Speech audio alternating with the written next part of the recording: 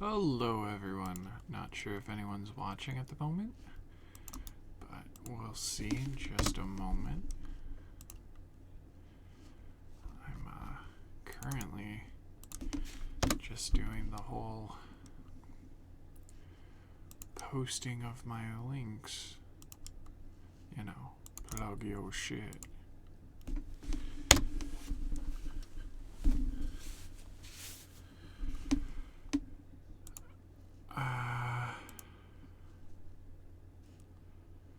I'm currently not, I don't have anybody with me today.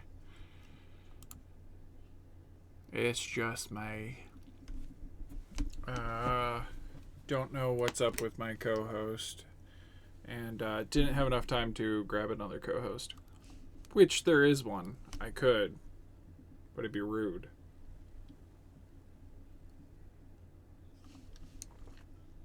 So, hi everybody. Welcome to DM Prep, Frosting Frozen Friends. This is my little stream during the work week for me to prep and try to get some of my ideas out in a in a recorded fashion so that I am less likely to forget, because I can always review these things later. Patrigan, thanks for the follow. I just realized you followed earlier, and I didn't say anything. Thank you.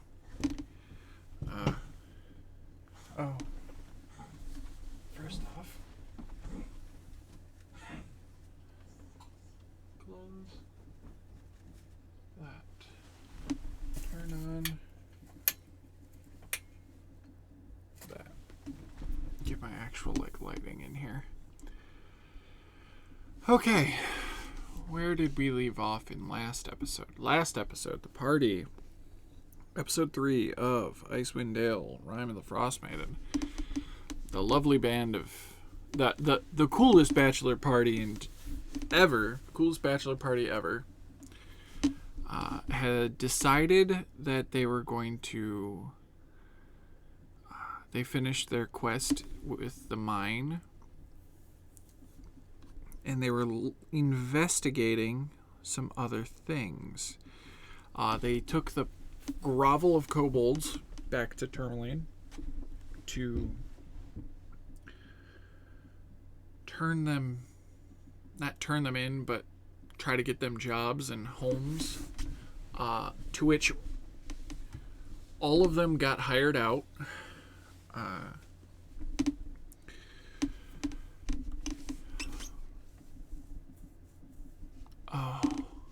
This is one of those moments where I immediately forget where everybody went. Beautiful mine.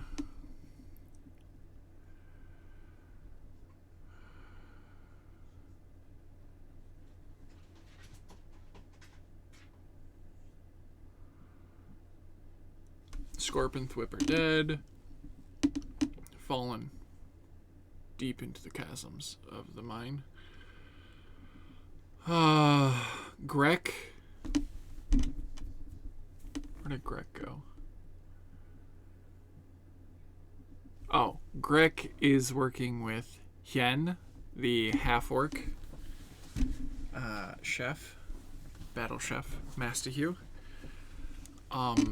Small is with the party, and the party has decided to make him a sidekick.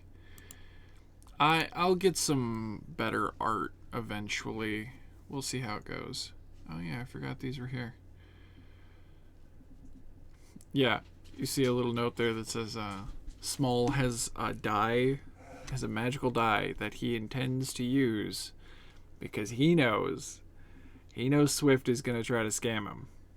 So he's got some dice to scam Swift. He's ready.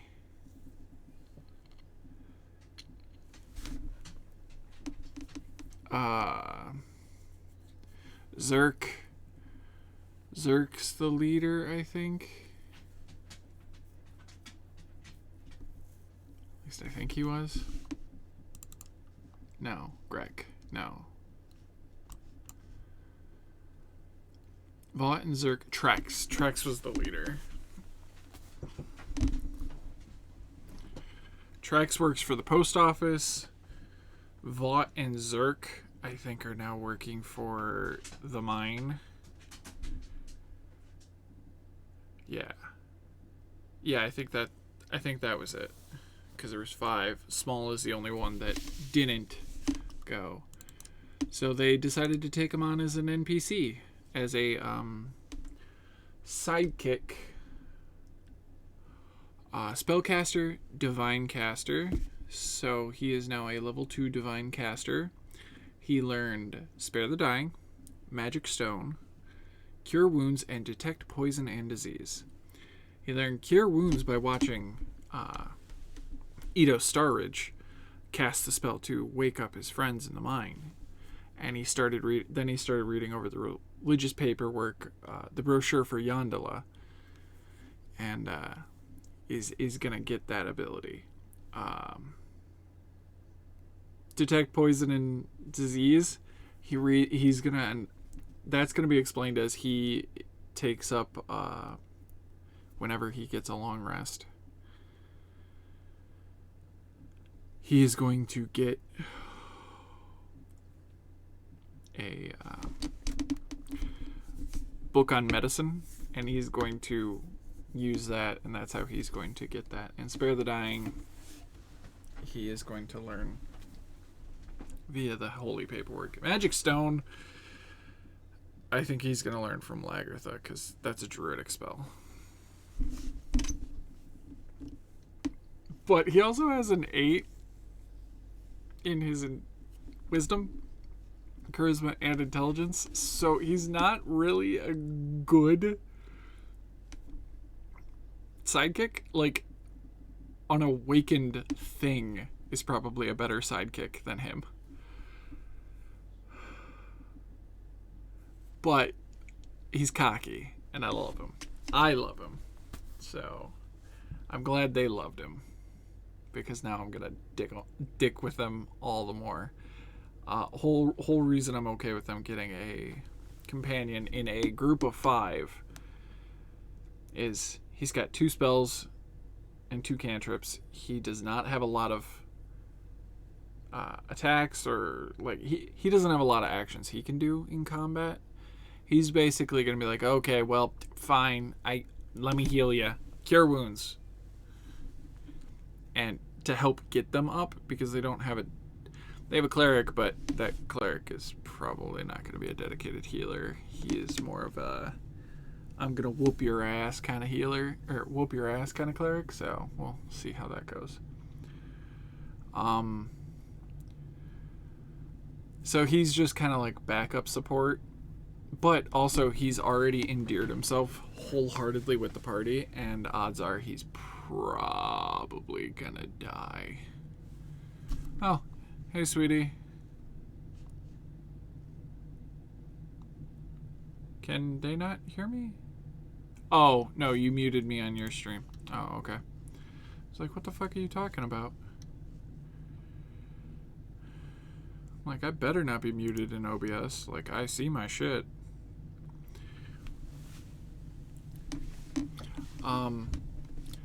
Also, it'll be great for, in case he dies. Just way more hard hitting.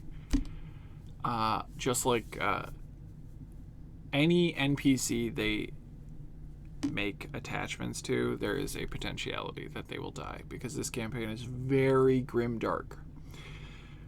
This has a lot more like, bad shit can happen campaign than most.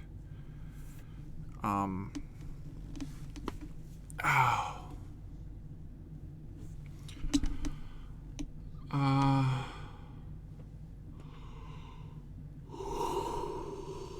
so sorry.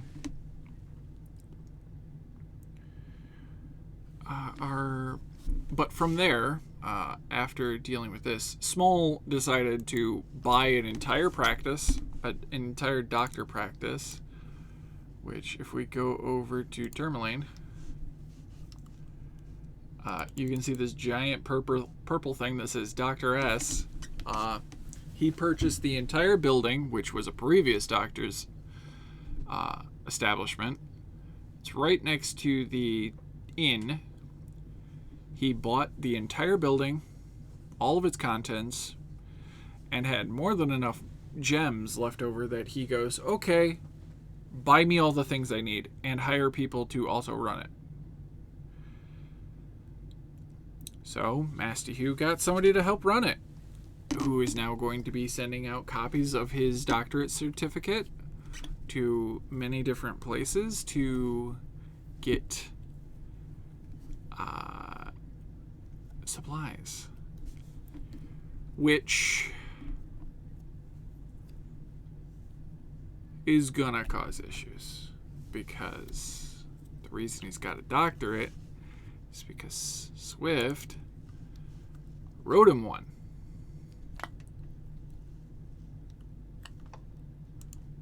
Someone there? Yep, it is me. Oh, hey. Hello. How you doing? It's doing good. Didn't think you were gonna make it. Yeah, I was running late today. That's fine. Where was I, chat? I was talking about Dr. Small. Dr. Small then hired he had the secretary of the town of Tourmaline hire someone who's then hiring other medical professionals, and they're sending his doctorate paperwork to big cities to acquire equipment.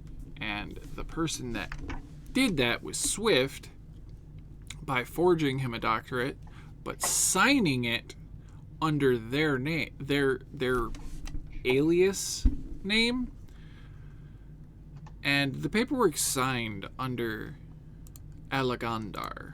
Well, Alagandar is, oddly enough, a secret. Swift is the I am the scion of the Alagandar bloodline and the only known heir to the crown of Neverwinter. If Dalgolt Neverember, the city's Lord Regent, learns that I'm alive, he'll send assassins to kill me. Well, guess what? He's probably going to learn. Assassin said to kill him. It's going to take a couple weeks, but if it takes 2 weeks, let's say, if I go back to the main page, I've got a calendar up here. Now, are we talking 2 weeks in game time, or are we in-game talking time? 2 weeks in act? In-game. Okay. If it takes 2 weeks in-game for the letter to reach the big towns, because they got to go up to Revel's End and then take a boat down, because that's a shorter distance. They have to take an icebreaker vessel south. Are Interior Ravens a thing in this game? It's perpetual night and winter. How is that? Wait, how am I?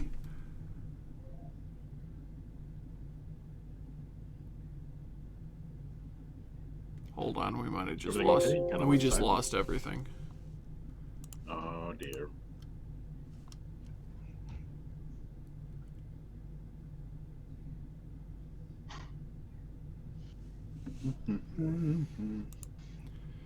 Hey, I'm actually going to back out of the call. I'm going to do this one solo because I wasn't having issues till the call actually needed, like, I was getting input from Discord. Understood. I'm sorry, man. Have a good one. It's alright. You too. Okay. Hopefully this time it...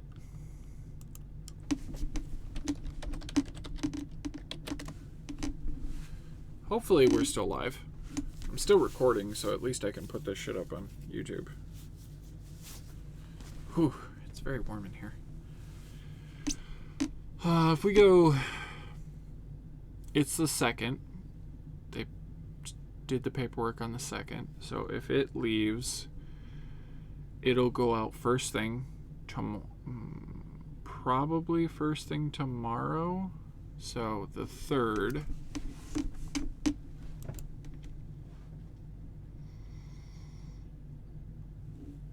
Figure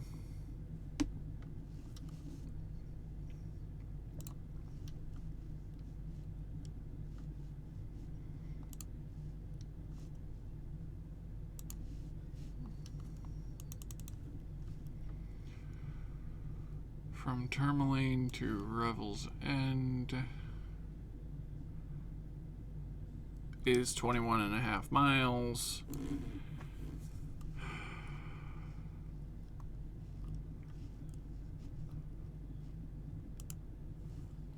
Travel cheat sheet. If they send someone by dog sled or Axbeak, they send someone 21 miles through snow, that could be there tomorrow. Like if they leave tomorrow morning, they'll be there by night. So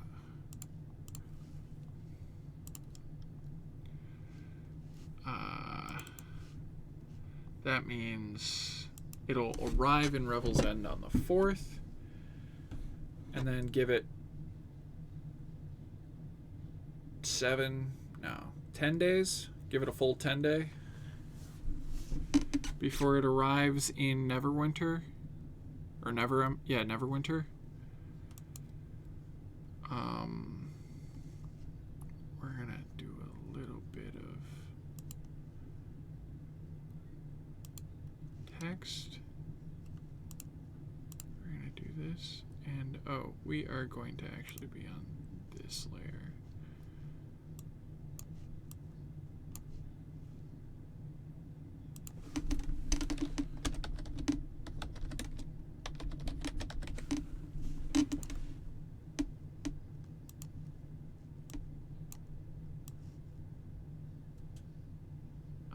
We're gonna just drop that in.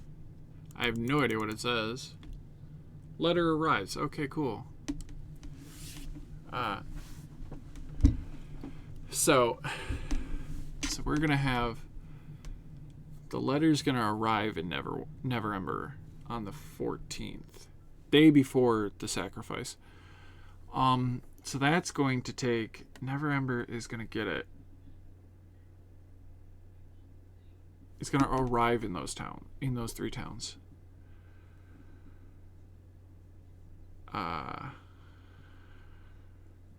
Well, probably. It's gonna start the arrival process. Over the next 3 days, they're gonna be arriving. I'm gonna say Neverember or person of importance will hear about it. Let's say 1d6 days. 3 days. So on the 19th.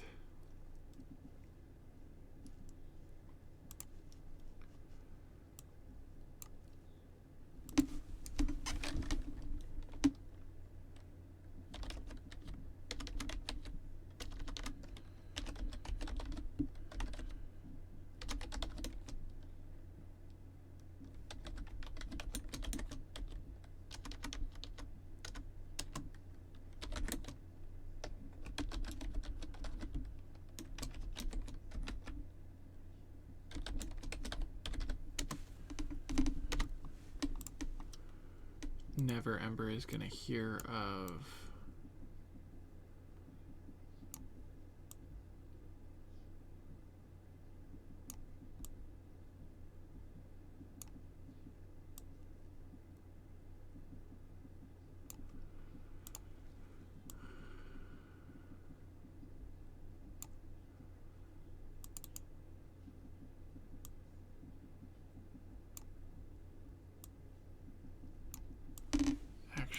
I'm just going to do it this way.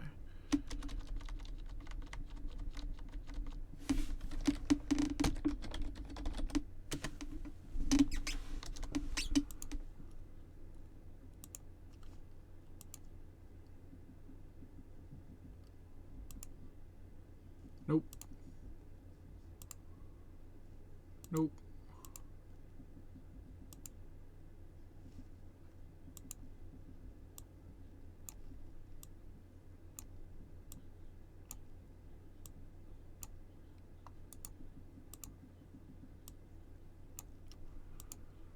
I'm sorry.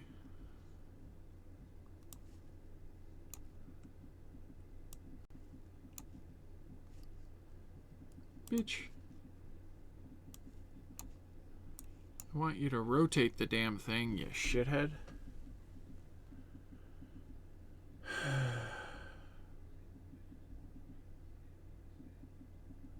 Text to a polygon. Show die zoom.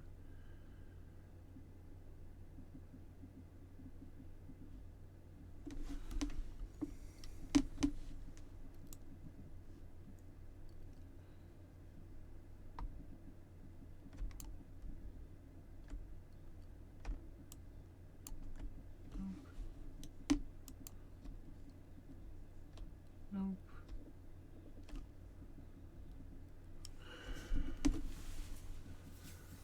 That's not what that one is. Oh, that's revealed, that's why.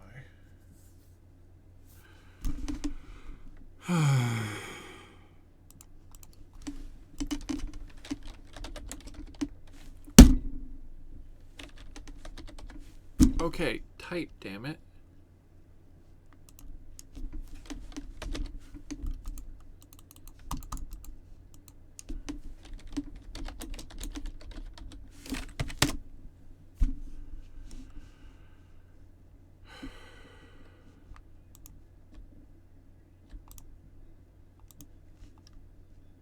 Motherfucker, select the damn thing.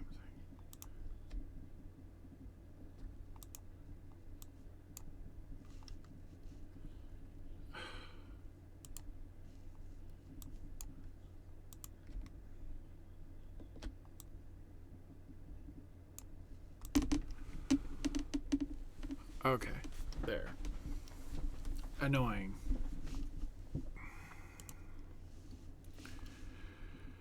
Yay. But, okay, so the letter will reach Neverember by the 19th. So let's see, how long would it take for a Duke?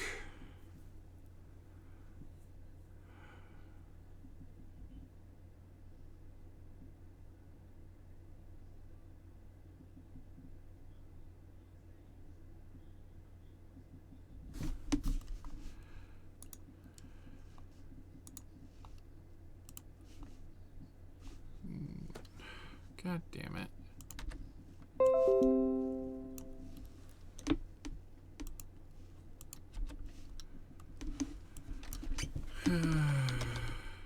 Duke, Neverember. Daggle, Neverember.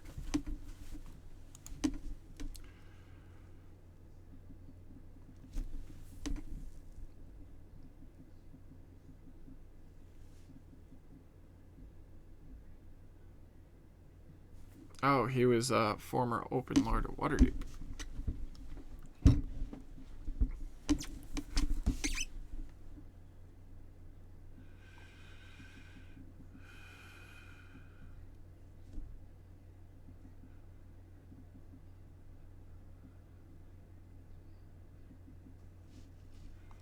Is this the right dude?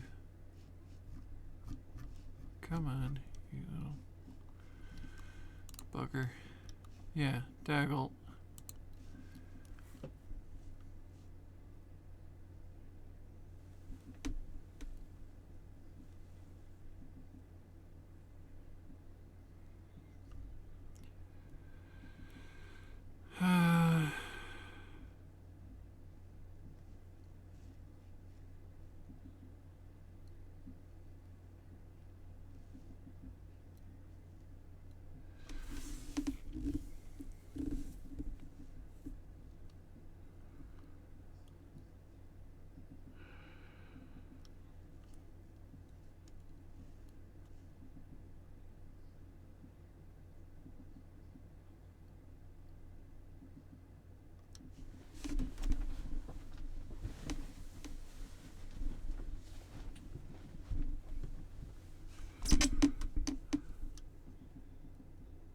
I'm trying to figure out if he's actually got any political ties with the Zentarum.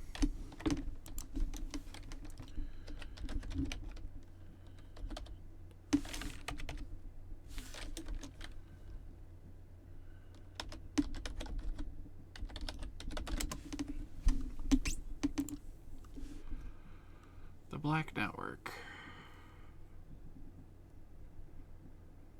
Aims and goals, activities, don't really care. Manchun's a bitch.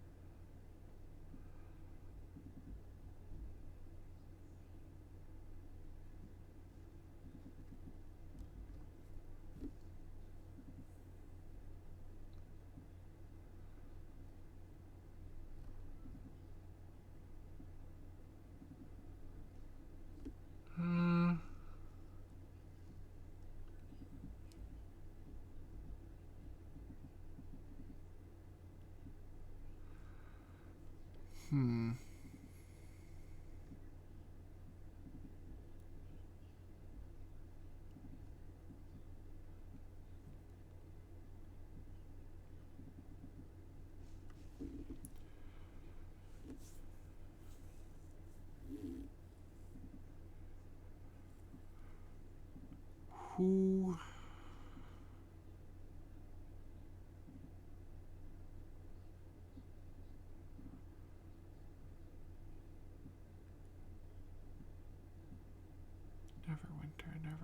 Neverwinter. Trying to see if there's a strong. I don't know, a strong. Don't. God damn it. No. Bad. You're practically Clippy.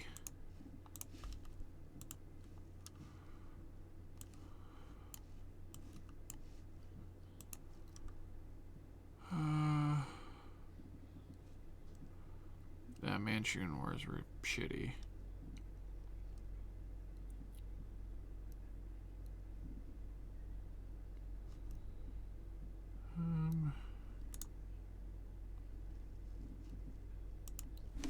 Is it Control F?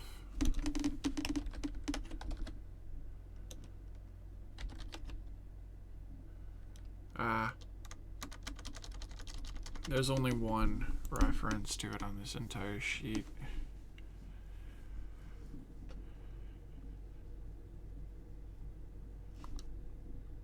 I guess they won't be there. But they are assassins, right? We'll see how it goes.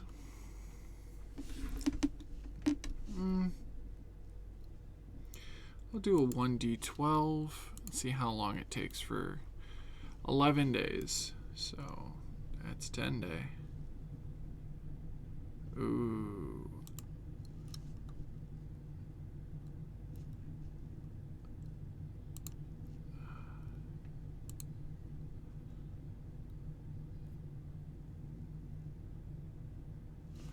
Wait, I should just be able to do this. Asa.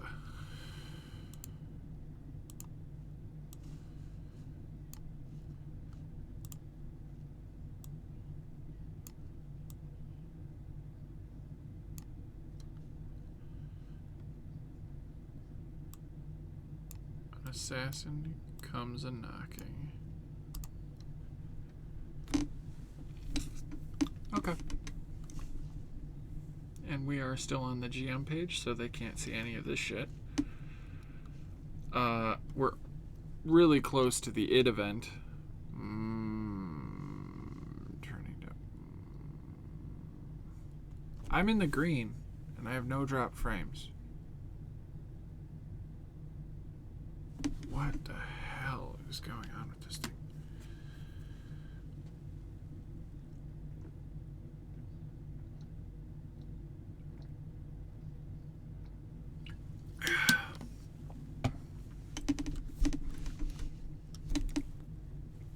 So that's a little bit of what Swift is going to have to deal with. Is unfortunately, because they were so friendly with their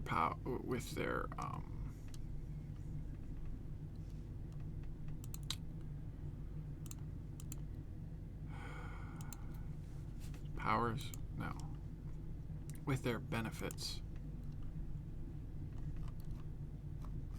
They kind of sticked themselves over, but that's neither here nor there.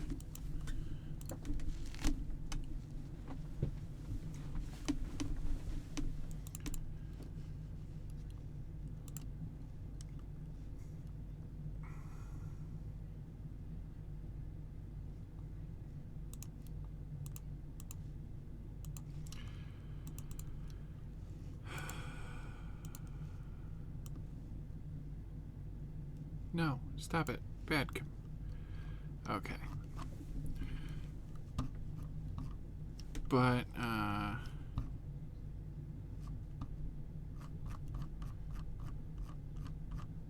oh, what? I wanted to know what...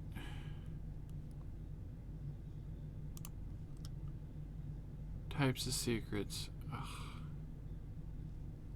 Wanted to know what the events of the secrets were.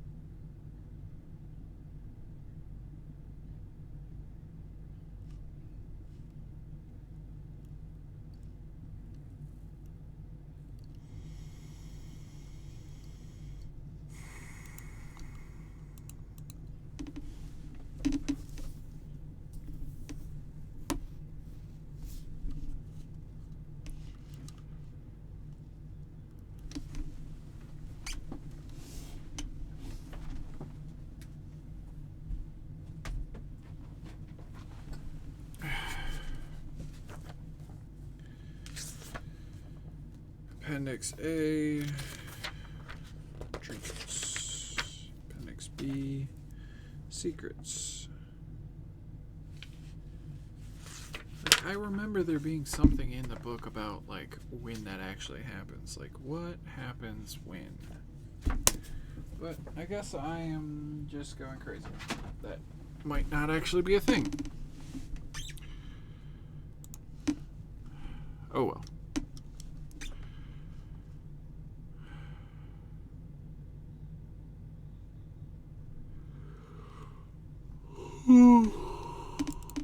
I'm so sorry.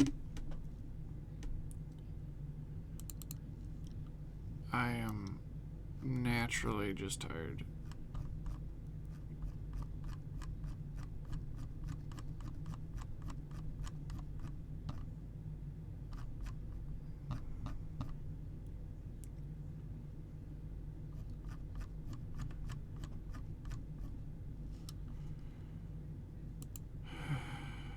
Oh well.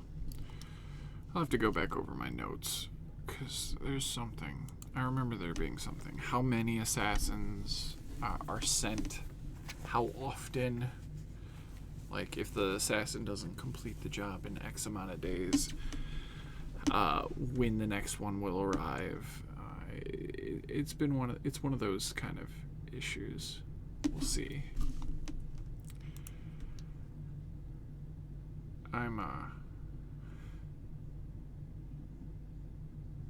Yeah, I kind of wish I would be able to actually have a co-host with this, but I'm really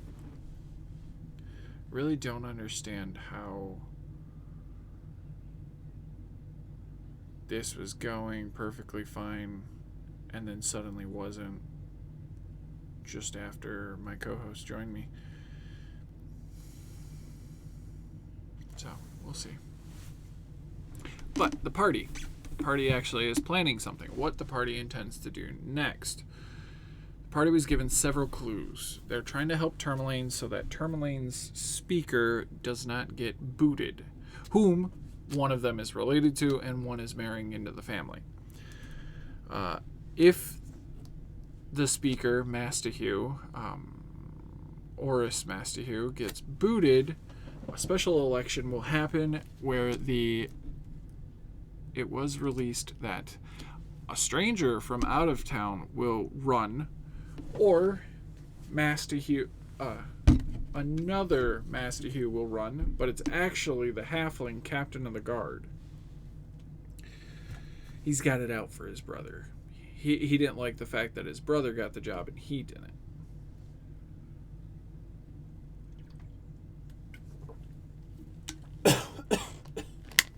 Woo!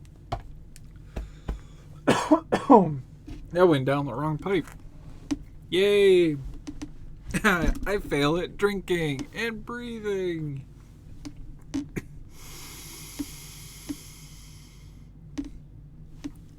So, the brother is working with the speaker of Targos? Yeah, Maxildar. Azentarum. Trying to get he's trying to wrest control from his adopted brother so that he can have control, because he didn't like the fact that his mother appointed his adopted brother versus him, because, you know, he's his mother's real son. Why was the adopted brother given the position? But that's the issue. He is a halfling, so he's like in his 30s, but he's the equivalency of like a 17-year-old. Why is this show having so much trouble? Well, no drop frames, so fuck off.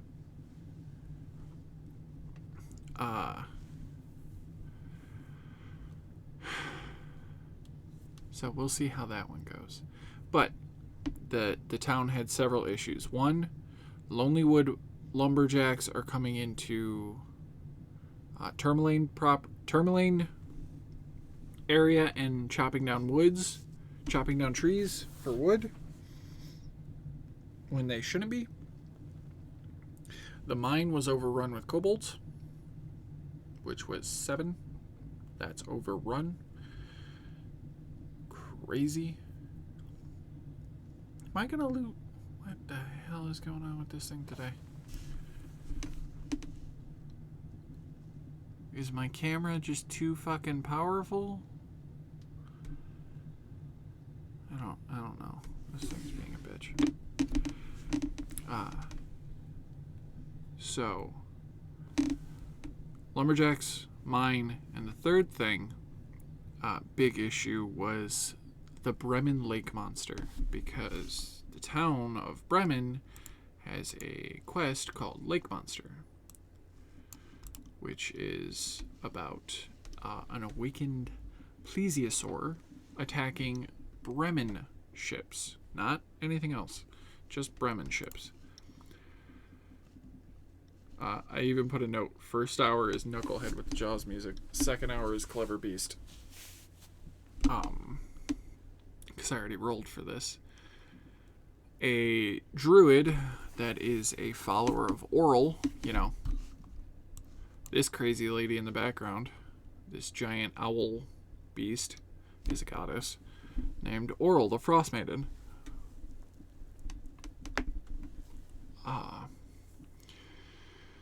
A druid that follows her cast Awaken on a bunch of creatures, one of which was the plesiosaur, which she trained to attack boats from Bremen so as to destroy Bremen, to make them starve. Fishermen have seen a creature attack Bremen boats, but not their boats, and the fishermen in Tourmaline are worried about going out onto the lake because they're afraid if Bremen boats are getting attacked now, how long until Tourmaline boats get attacked. The odds of that actually not that great. As in, the thing was only told to attack boats from Bremen. Any that sail out of that port, those are the ones it attacks. So it's fine.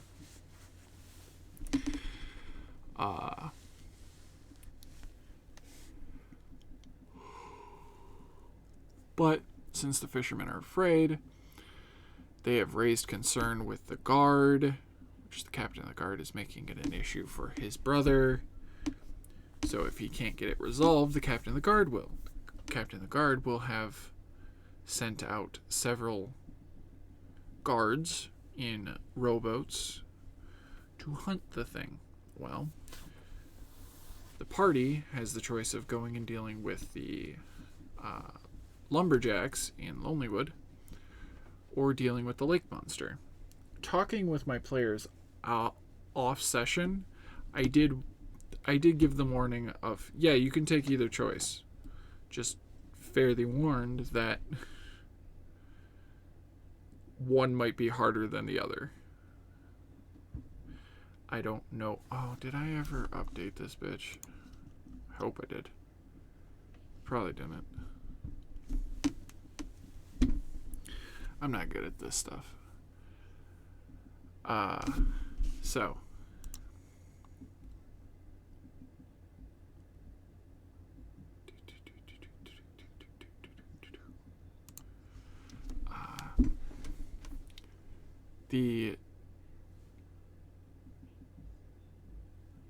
Oddly enough, the druid that awakened the plesiosaur is in Lonelywood, and the reason Lonelywood is their loggers are in Tourmaline is because of an awakened creature over there. So they're kind of SOL. But I did make a mistake in the last session.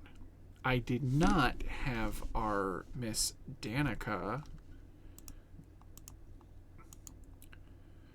I did not have Danica Greysteel approach them. I will have to have Danica approach them in the first half of this next episode. Like, real soon. But where we left off was getting close to night. The party had been given their two quests, and they were deciding on what they wanted to do with them. But Sickle and Swift went off to the bar, which is the Blue Clam, to drink. Well, Sickle went to follow Swift. Whole ass just following Swift. But while they're there, they see some dissension. A man by the name of Boris is promoting the downfall of Oris Mastahue and promoting the installment of the brother. There is some issues with that. We left off in that scene before, while everybody else was going to dinner, the Mastahue dinner, which we actually didn't get to. Oh, that's how I could do it. I could have Danica Greysteel be at dinner with the Mastahues.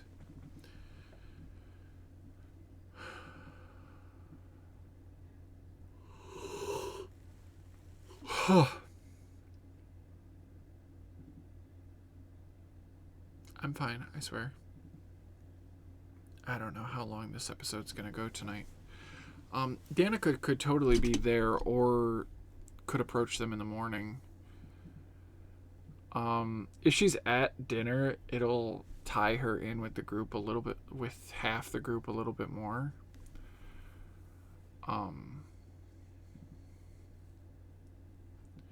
But she's a wizard. Her actual name is Nass. She is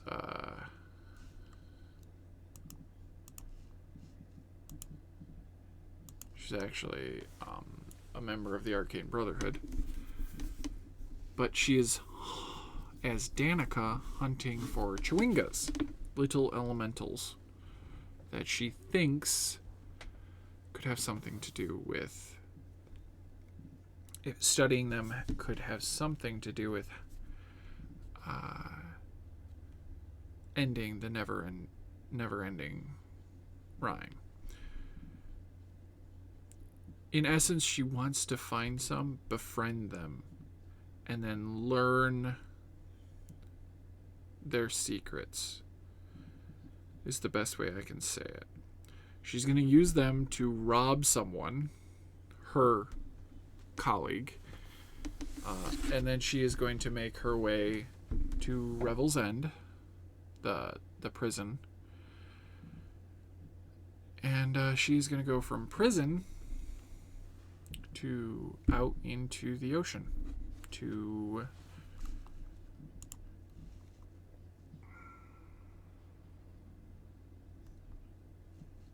wait, I wonder, is it on this map? Is it on this map?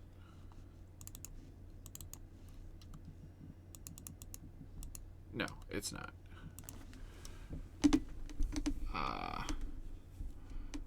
I was hopeful.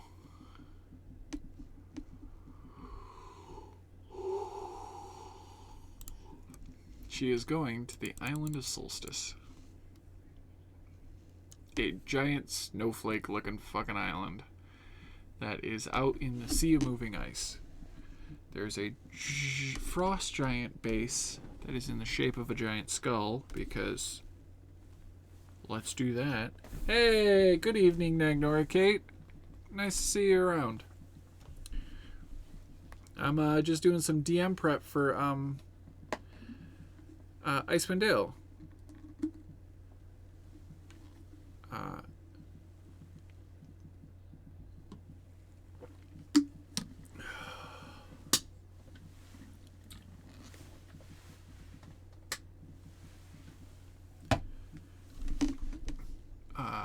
But Nass is, or Danica, is going to come here looking for the Codice of White. It is a magical book that will help with their endgame, which is the second half of this campaign.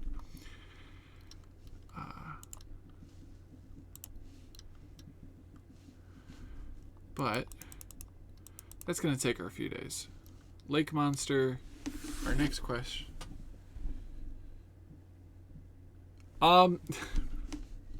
Okay, Nagnor, okay. You got jokes. You got jokes. Is that Elsa's summer house? Because if so, Elsa is way cooler than I thought. Because that's Oral's home.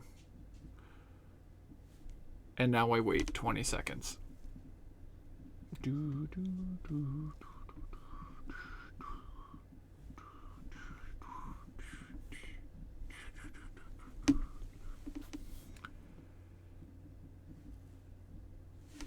Check it.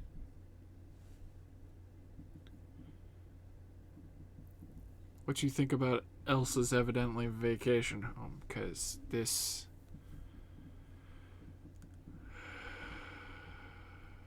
It's during the goth phase? Yeah, I believe that. I believe that.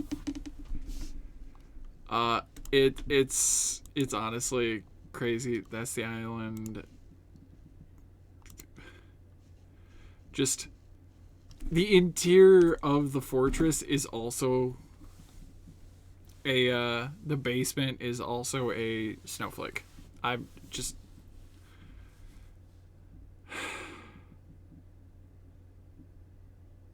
Sometimes I just wonder, okay, yes, I know it's a fantasy realm, and yes, I know it's a fantasy game, but who designs that? Who thinks that that is a good idea?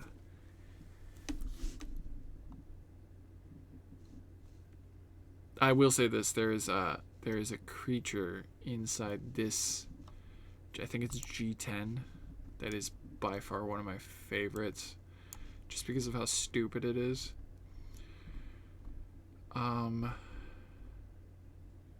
rooftop. Ice rink. G10. The staircase descends into a vaulted chamber. A 9-foot high railing of sculpted ice hugs the staircase as it descends to the chamber, which, like the stairs, is smooth and gleaming. A walrus as big as an elephant is having a grand old time rolling and sliding on the ice, paying you little heed.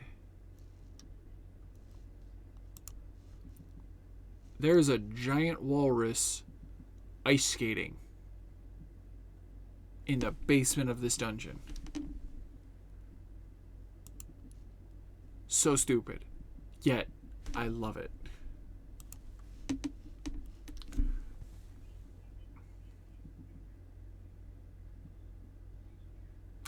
Yeah, I don't get, why would a frost giant design that? Second off, why would an evil god design that? Yes, I can get the skull, but why snowflakes? But yes, the giant walrus is still the best part of this island.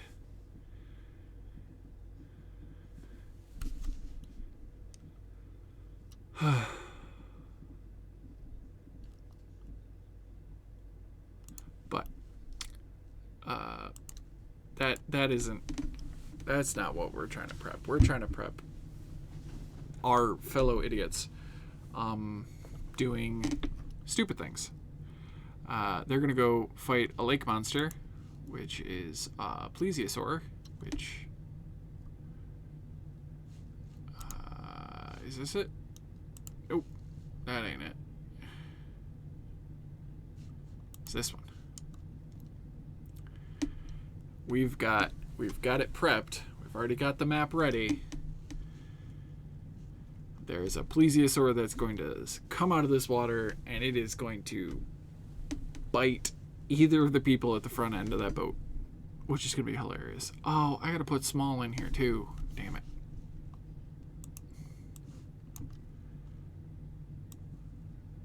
Small. Oh. Token.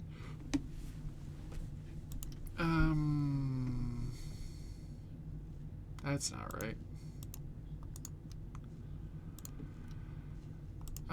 No, you are small.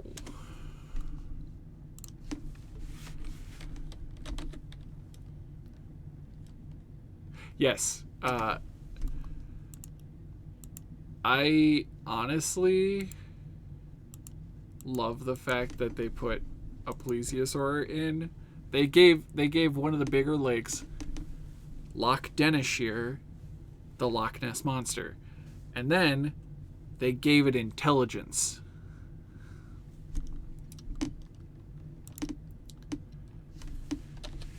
And dynamic lighting, vision, night vision, 60 feet, save settings. Cool. Oh. What?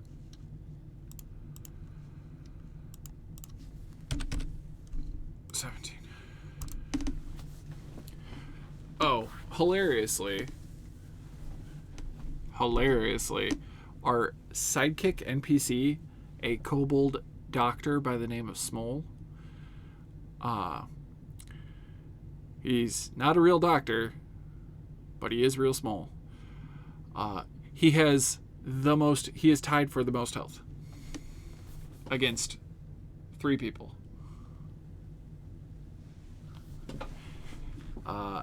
And they're going to fight an awakened plesiosaur, which is probably going to wreck their shit.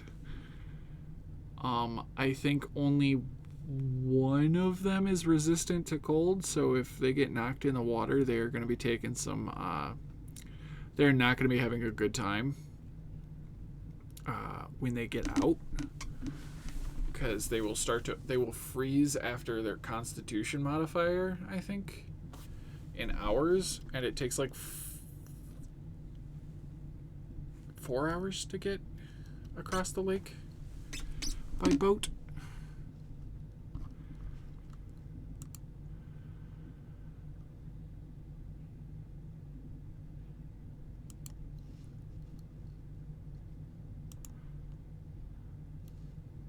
So it's gonna be a fun one. Small is buffed. Small, they decided after last session that after leveling up to level 2, they were going to adopt Small and Small is now going to be their sidekick, and Small is cocky enough to actually do it, and became a second level sidekick spellcaster, divine caster, and is now a little bit of a healer. He's taken that he's taken root with the whole I'm a doctor now, I've got this. And he got a lot of health because he starts with his character, his monster health, and then adds his level health on top of it. So he has 4d6 health plus 4. I also got some decent rolls. But they're going to most likely fight this thing in the next session. They're also going to talk to Danica, this young lady, who's going to give them a magical lantern to look for chewingas, which are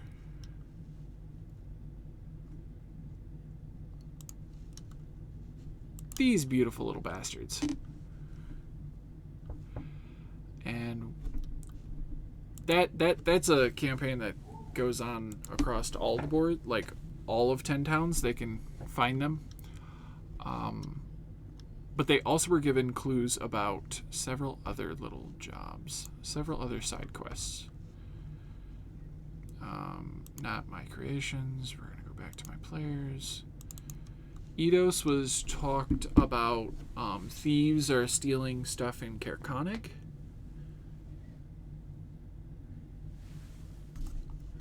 Oh, I understand. Yeah, that was a great scene.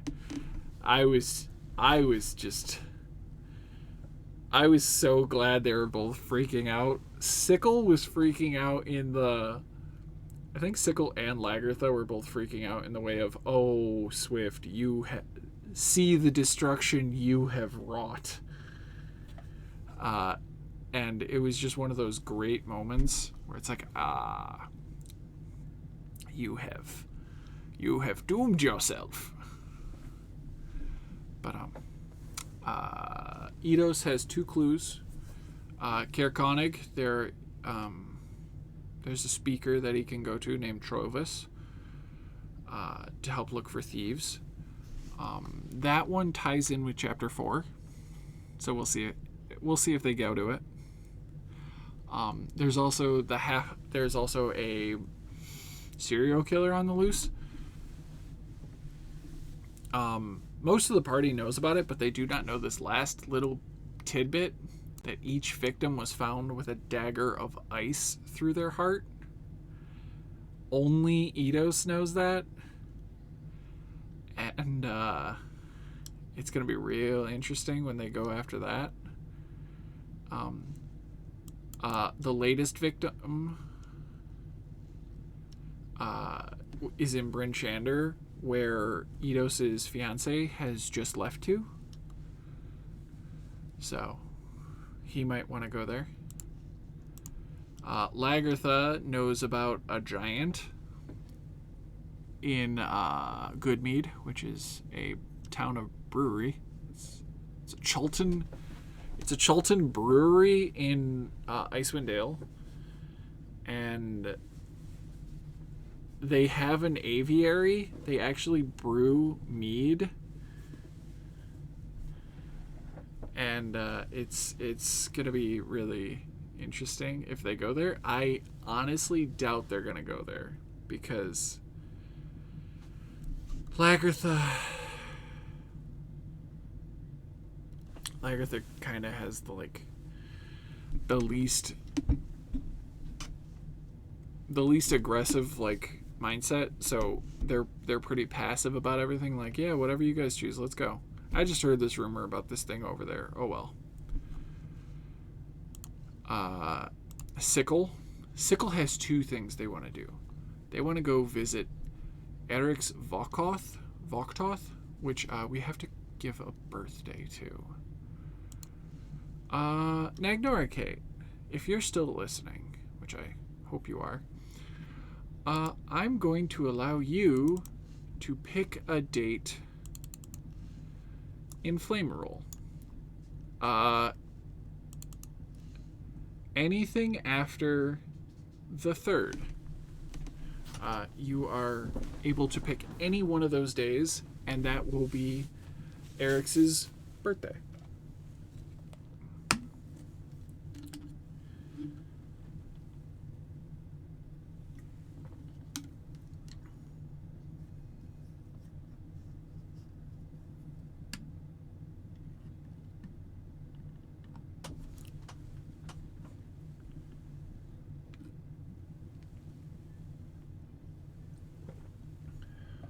I'm almost out of water. That's not good. I still have an hour left. 27. Got it. I can do that.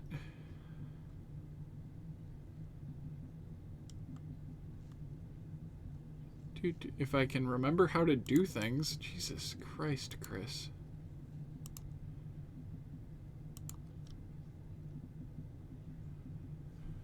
Sickle is cyan.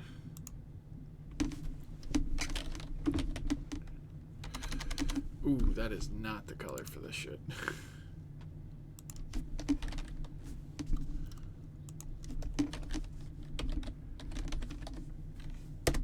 Whoop.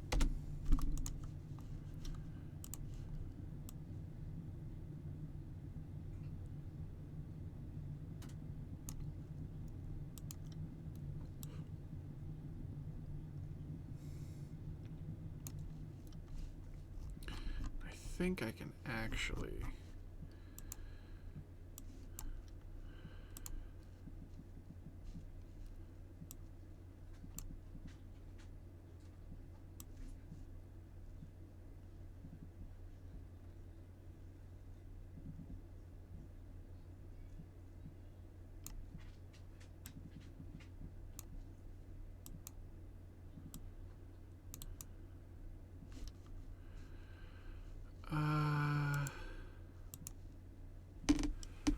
I don't want you to have a bar.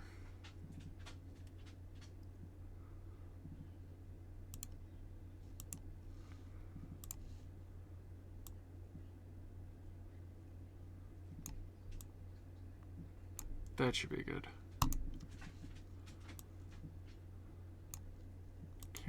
Can they see his nameplate? They should be able to see his nameplate. Save settings. Cool. Thank you. I appreciate it. End of the... I put that on the 29th. I'm just stupid.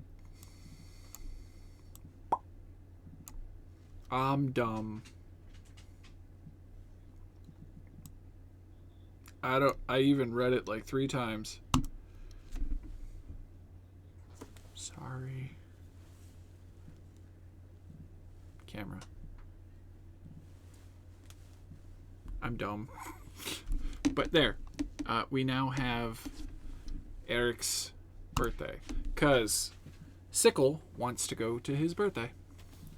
And wanted to do it to see him for his birthday. And if his birthday isn't for till the end of the month, that means she has a little bit of time and isn't going to be pushing the players as much. But there's nothing wrong with that. I actually like it. But Sickle had that quest, and knowing in Bryn Shander there was also a group of dwarves that are missing a load of iron that they lost from the Dwarven Valley to Bryn Shander, so it's out there somewhere in the wilderness. That, and as a survival expert and tracking expert, she probably she heard the rumor of this and could probably find it and then, you know, get paid some nice coin. But then again, Sickle's not in it for the money. Sickle's in it for whatever. Trying to help Lagertha, who's trying to help Eidos. Swift, however, is in it for the money. And if Swift hears about it, Swift will want that quest. But Swift has heard about Cerdinival, about some creepy individuals in Cerdinival. sinister folk. The speaker's fallen terribly ill, and sinister folk have been seen leaving his castle.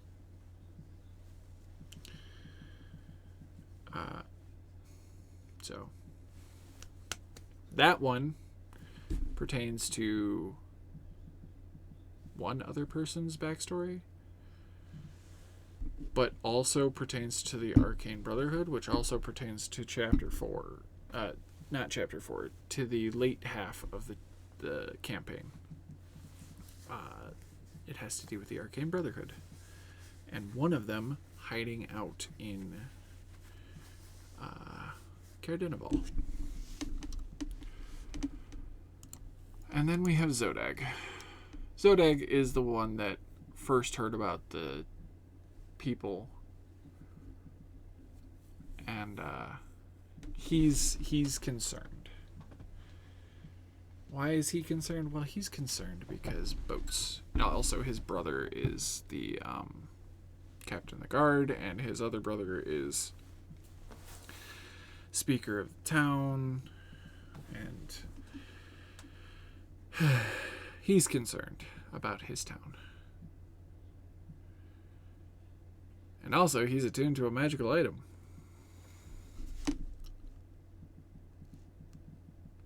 He got our first magical item of the campaign. Magic item? Psi Crystal. He also spoke to Eidos telepathically for the first time. And Eidos is just like, yeah, we got shit to talk about. This is oof. Good to know. So we'll see where that goes. That will probably be dealt with at dinner, the Master Hugh dinner, which Danica will be at, to give them that quest. So they'll be talking about those quests. We're going to also, if Swift and Sickle decide to follow Boris having just been thoroughly trounced in a debate, I think he was beaten in the debate. Like, he was informed that the mine is clear and that he's full of shit, basically.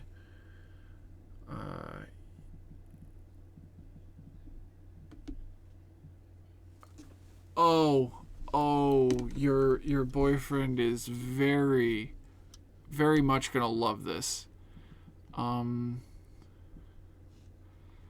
Special equipment.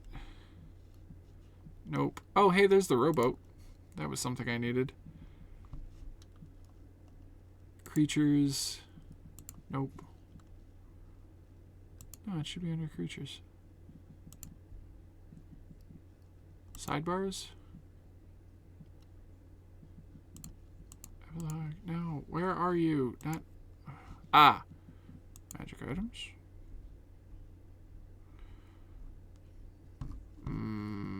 I'm having... here they are. We gotta go back to our sweet little Chewinga friends. My apologies. It's under the Chewinga charms. Chewingas have the ability to give magical gifts, supernatural gifts. One of which is the charm of Snowball Strike. This charm has 5 charges. As a bonus action, you can expend one of the charm's charges to create a magical snowball in your hand and throw it. You must have a free hand to hold the snowball, or the charge is wasted. The snowball is a magic ranged weapon with which you are proficient. It has normal range of 20 feet, long range of 60. It deals 1d4 cold damage on a hit, and it scores a critical hit on a 19 or 20. If you score a critical hit with the snowball, the target is blinded until the end of its next turn. Snowball vanishes immediately after you hit or miss. Guess you better not miss. Or at the end of your turn if you don't throw it. Once all of its charges have been expended, the charm vanishes. Yes, I'm probably going to make a permanent snowball eventually, because I personally am a child at heart. I'm also evil. Just warning everyone. Just make sure everybody knows I'm evil. If I recall correctly, my fiance is in chat, but she has us muted, so she can't argue against me. It is a really effective impromptu weapon, but I have another creature that that one of the characters knows about. This is an NPC that will show up later. Let me throw FUD out.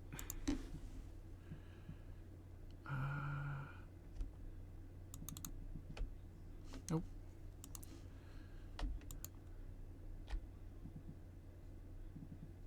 Or not. FUD is a snow giant. He is from Tome of Beasts 2 by Kobold Press. And snow giants are neutral. They are true neutral giants. And they have an ability called Giant Snowball. One target, 60 foot to 200 foot range, does 3d6 plus 4 bludgeoning damage plus 1d8 cold damage, and then a DC 16 dex save or be blinded until the end of their next turn. Snow giants, when not being controlled by frost giants, enjoy just sitting down and looking at everything in the world and just like enjoying nature and its beauty.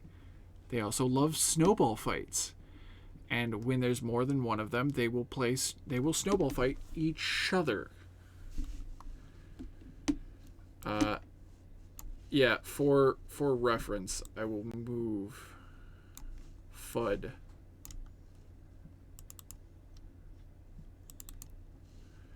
I think FUD is on the right. No. FUD is...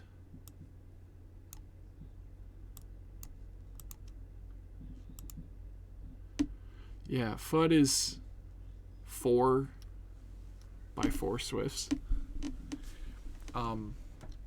When snow giants snowball fight each other, they use their giant snowball attack. If they see other people, no.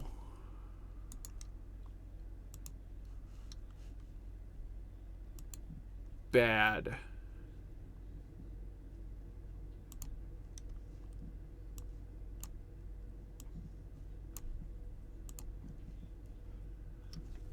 Bad.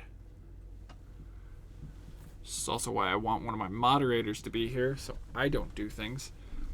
But if they see small people, they don't necessarily think about it. -1 to intelligence, and will chuck snowballs at small people, doing damage. Then, if they realize what just happened, they will immediately apologize, try to help, and then if they still want to play, throw smaller snowballs. Literally, Chewingas and snow giants are just best friends. And one of the characters knows Lagertha and Sickle have met FUD Snow Chewer once before, and they can't wait to go back and find him again. Why you do this? Delete that. But those are weird later game things because we're still pretty early in this campaign.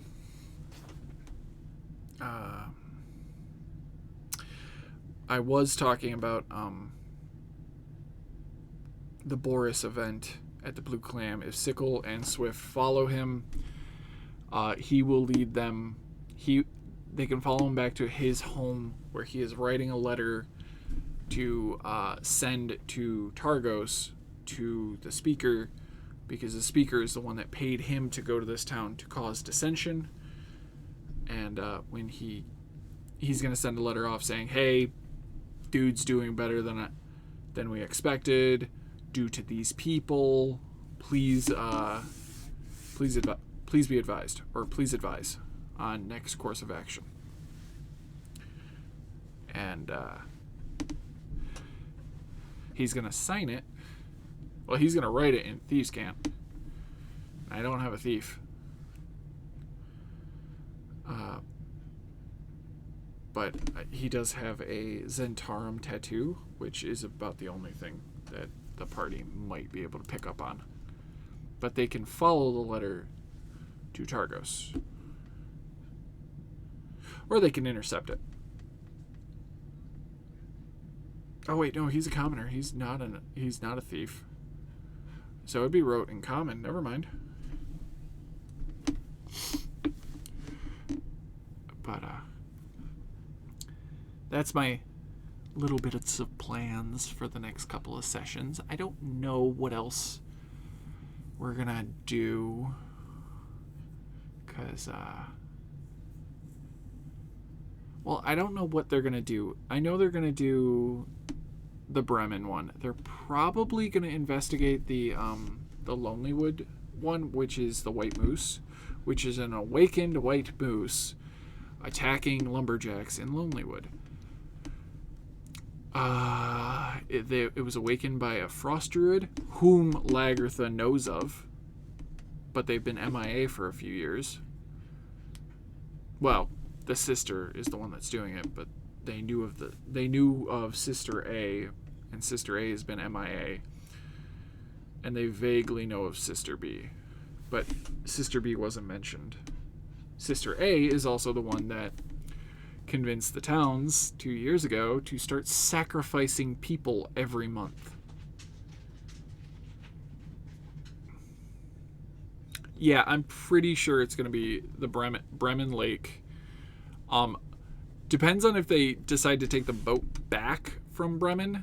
Like, if they go to Bremen, tell Bremen, hey, we fixed your problem. If they want to take the boat back across, they should be fine. But if they don't, they can actually cut through Targos and then cut back around the road and actually travel all the way back up to their town the long way. But we'll see how that goes. Which way they actually want to take, because my money's on them hopping back in a boat and rowing back across the lake in one shot. Just like, fuck that.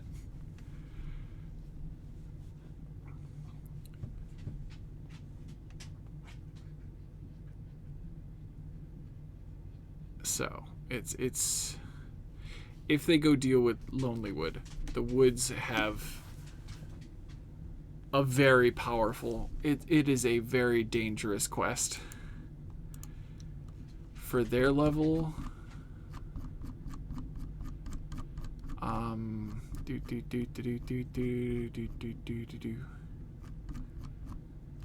not this one. 10 towns. Starting quests. Tourmaline is a first and second level.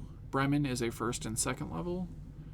Lonelywood is a third and fourth level quest because of how dangerous it can be. However, they do have 5 people and a sidekick, so I'm pretty sure they'll be able to handle it. If we go to it, I can quickly... I think I have a map of it.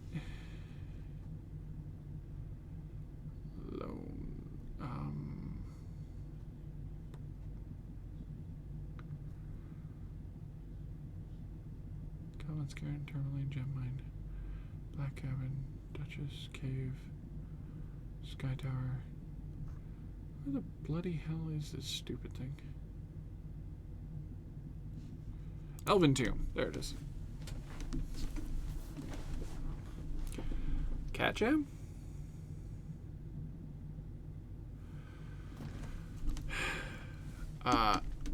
Still, I don't know why there's a spinning square that's just not going away. Just interesting.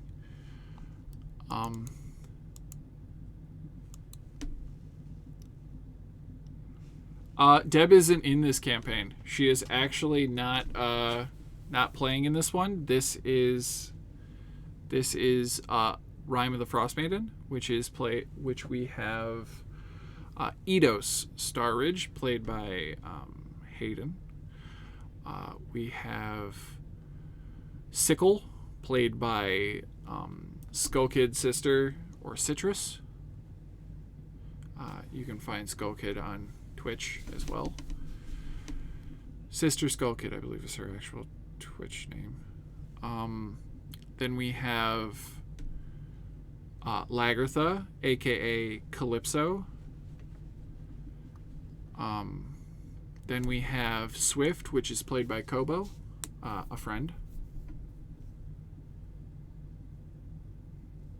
Have a great evening, you two, Nagnoricate. Thank you for stopping in. I really appreciate it. Thanks for being a little bit of a sounding board and helping me with the birthday. I appreciate it. I will probably let the players know that after the date appears. Thanks, and have a great night. If you are...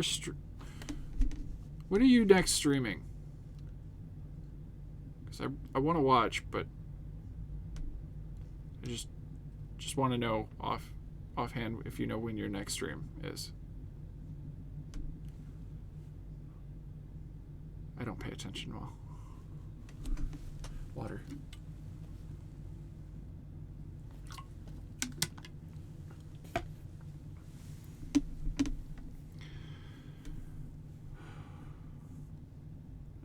Valder, how you doing?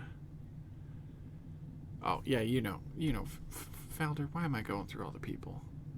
You know these people aren't. You know who's in this game. This is a very interesting situation.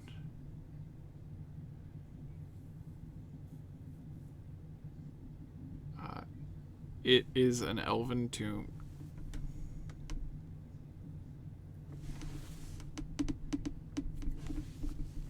This is an Elven Tomb that the druid from Lonelywood is hanging out in.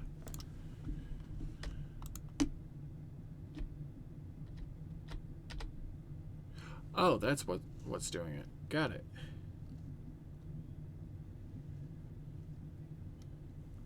This is an awakened moose.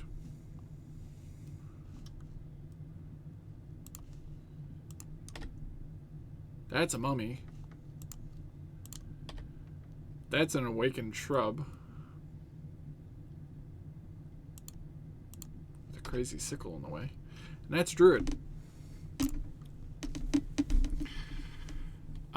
This is the Lonelywood quest. It actually takes a while. They can fight a Yeti just trying to get here. They can also find Chewingas. I think technically getting here. 10 Towns Lake Sword. Hold up. No, about a white moose. Player art for the white moose. Fucking creepy.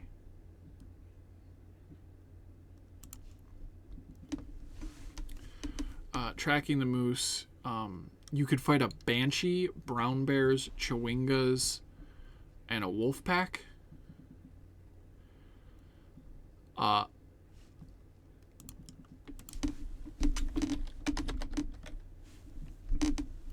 Since my compendium has a lot of shit in it.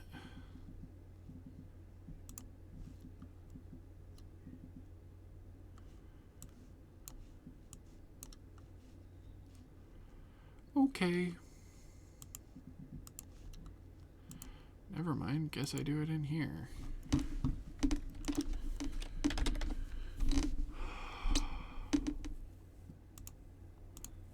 Snow Golem is a CR3. What's a brown bear?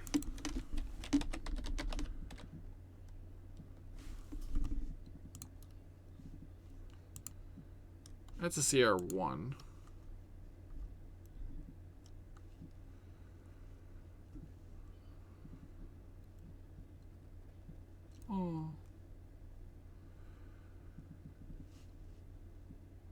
Oh, wait. Hold on.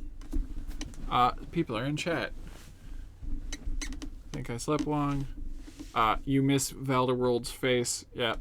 I also miss that luxurious long hair. No, they're definitely not finding a pseudo-dragon by the name of Snooky. I'm not bringing that character back. That was back when Jersey Shore was a real big thing and I was making fun of people. But the Biddy Boy, I don't think I've ever seen you in chat. Do your players ever not take you seriously because you know them too well, where they might feel something like, that's not a spooky lich, it's just Bill doing a voice? Well, I'm Christopher, the Dungeon Master, so... but I actually do occasionally do voices, and I'm only good at a few of them. And yes, I do. You're referencing me as Bill.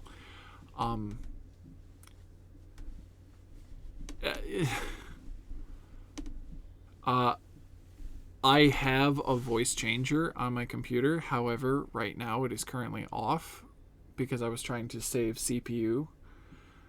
But I have it set up for Mad Mage, my other campaign, where I have two different Archfey voices that I flip between.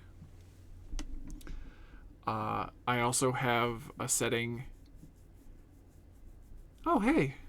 Well, thanks for coming. I appreciate you stopping in and taking time to actually view a really small streaming group. But I've been DMing for 10-ish years, give or take a little bit more, maybe 12 now. Oh God, has it really been that long? Damn.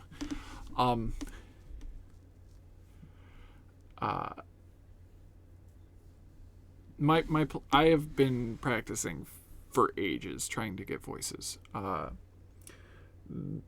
Yes, my players do occasionally crack jokes, but I have been known to set connotation where in a scene,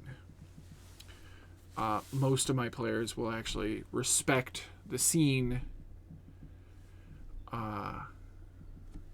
and if they're not in it, they will mute themselves, or if we're in person, they'll try to be quiet. Oh yeah, it's been over 10 years, damn. If Hiawatha was 10 years ago. Oof. That's been a while. Been a while. My players, since I've been playing with them for so long, they do know that I put a lot of effort into this. And I try... Oh, they will die of laughter. Yeah, Deb's right. They will die of laughter after the scene. But I have portrayed magnificent cats that carry a very full and somber tone, such as Snicker Wizard from Mad Mage, which is, yes, would you like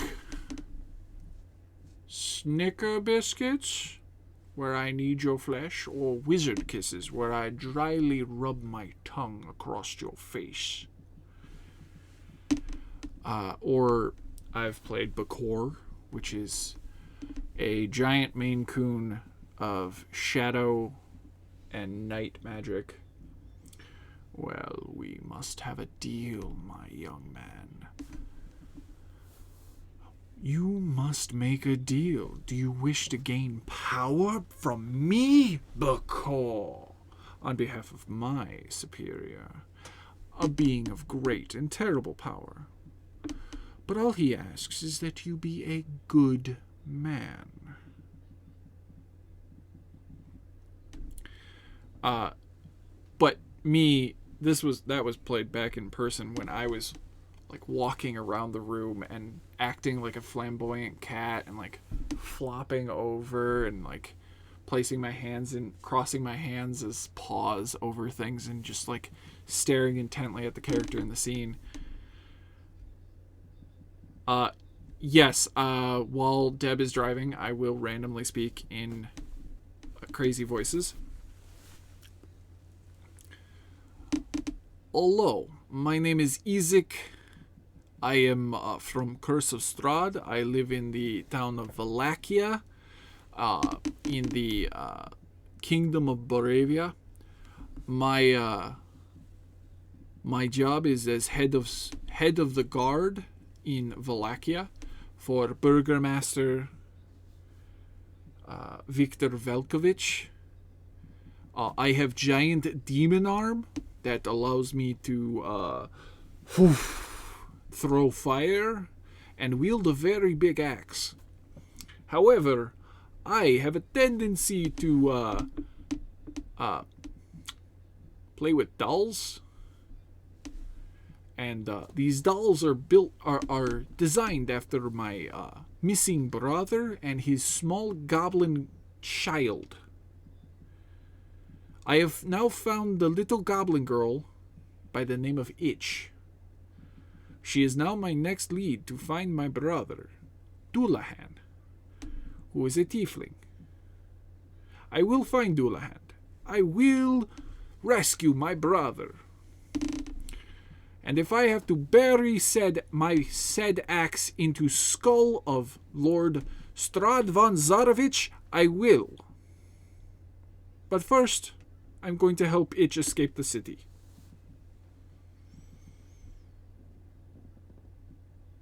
She is not. Don't trust her. She terrifies me every time we drive. Now I'm gonna wait. I'm gonna wait for the yell. I'm probably gonna get a phone call.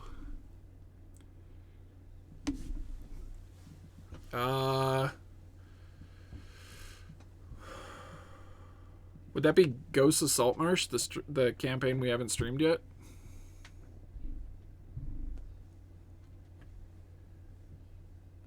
Yes, definitely having video helps set it.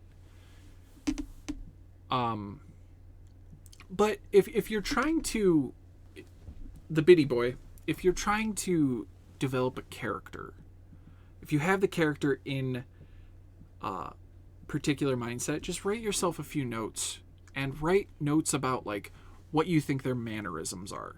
Because I do flamboyant things, but I don't leave my chair when I'm streaming. I talk with my hands. I just make sure I've got some minor things like quirks. Maybe the character stumbles a little bit on certain types of words, like stuttering, or they have. If you put yourself into a specific mindset, like they twitch, they have their own little like cues. It'll help you get into it. Some words for like a voice, I will pick certain words that have very hard, like specific consonants or things that I want the voice to resemble, and I will say those words a lot to like get myself into that voice. But it's about putting yourself into the character's mindset, and you should be able to roll everything. If there's any, if you have any other questions or anything, feel free to hit me up. I'm pretty talkative. We don't have the Discord our Discord up and running yet, but we're always looking for friends. You can always message me on here, and I'm on my computer like every other day, so I'm more than happy to be reached out to and talk to you about it. So feel free. But other comments: never riding in Deb's car. Yeah, smart move. Thanks for the warning. You're right. Oh, it's not one IDM. I know which one you're talking about. That is also true. My car has been in accidents, but not my fault. I was hit.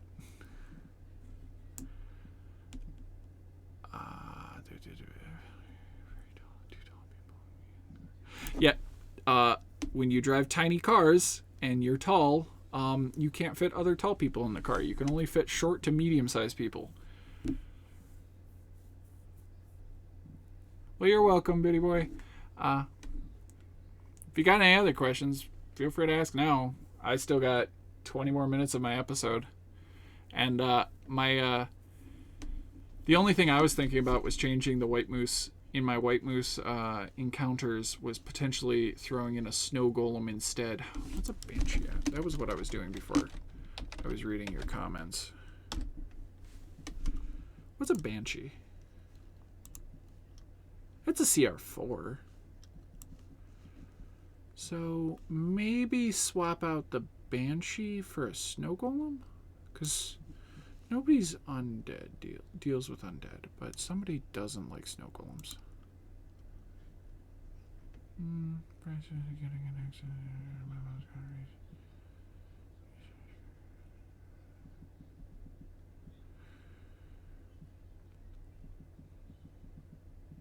Oh, in 20 minutes I'm getting yelled at. Good to know. I'm turning my phone off now.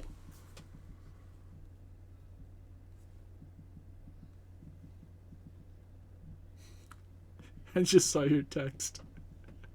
You are a great driver, Deb. I love you. You're marrying me. Please don't return the ring. Or please don't run away. I don't know. Should we, Valder, Deb, Biddy Boy, if you feel if you're still here and want to give a little tidbit, should we change out a Banshee, which is a rough fight, for a Snow Golem? It's 1 CR less, and we have one player that just absolutely hates Snow Golems. And the others don't really have any issues with Banshees.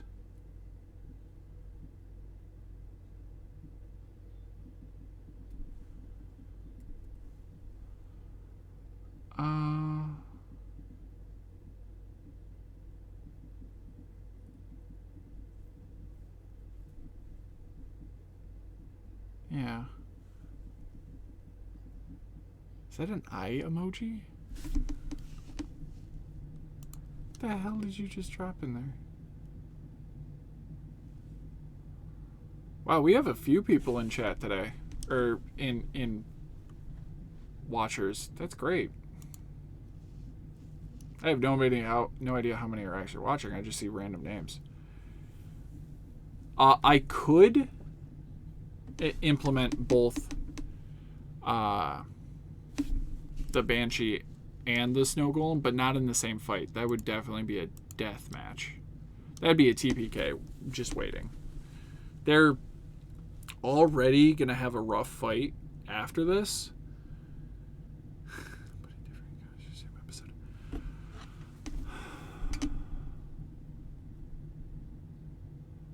Ooh. That is a good hint. Maybe if they defeat, if they actually, like, because they have a chance of running into the Banshee. If they run into the Banshee on their way to the dungeon, the Elven Tomb, that's great. Totally hilarious. But they are going to be fighting an awakened moose, which is shift double click CR3, which is going to be a kind of rough fight. And then immediately after fighting the moose, they're going to fight hey, thanks for the follow, Biddy Boy. I appreciate it. And I'm pretty sure the rest of my players and crew of Dangerously Dicey appreciate it as well.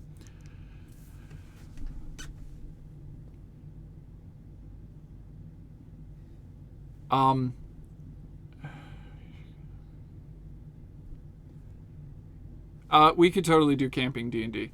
You'll just have to, give me a little bit of time. I can have a one-shot prepared for a camping trip.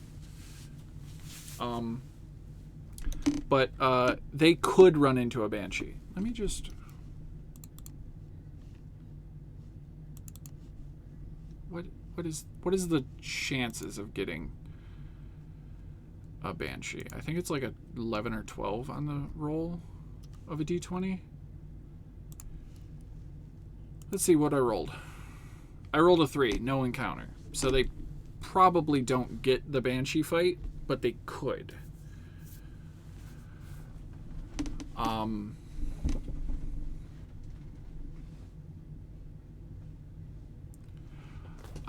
well, we could see. A Banshee would definitely be a rough fight. And then they're going into this fight, fighting the Moose, and then fighting the Druid, whom the Druid is GM layer, shift. The Druid is this lady. Really creepy.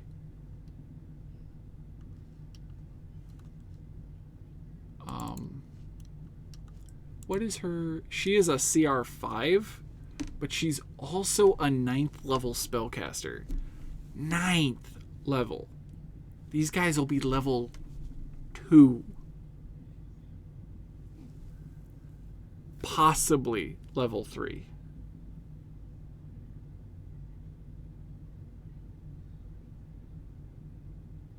And Valder, just so you know, Valder, I have a very large pool of friends that are into LARPing and cosplay. If I wanted to, we could go LARP cosplay in the woods for a weekend come nice weather. Like June. Yeah, that's when my 1 year anniversary at my job is, and I get my vacation time over. So we could go, if people wanted to cosplay and go LARP D&D in the woods, I'm up for it.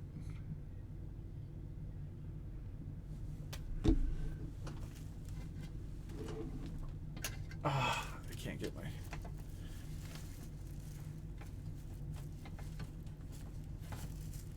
For whoever wants to play an Aarakocra.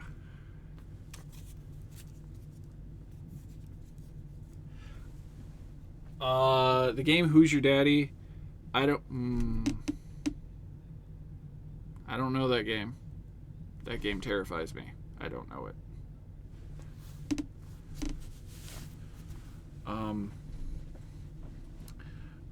No, a Frost Druid, a CR5, 9th level caster against potentially 2nd, maybe 3rd level people will utterly whoop their ass because they have Ice Storm as a prepared spell.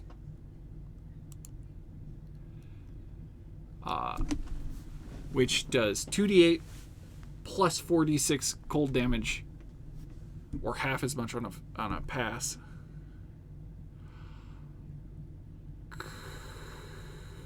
Kyle? Yeah, okay. This is a party of 5 people with a tag-along, a sidekick, who is a divine caster with 2 spell slots. He is basically a 1st level cleric.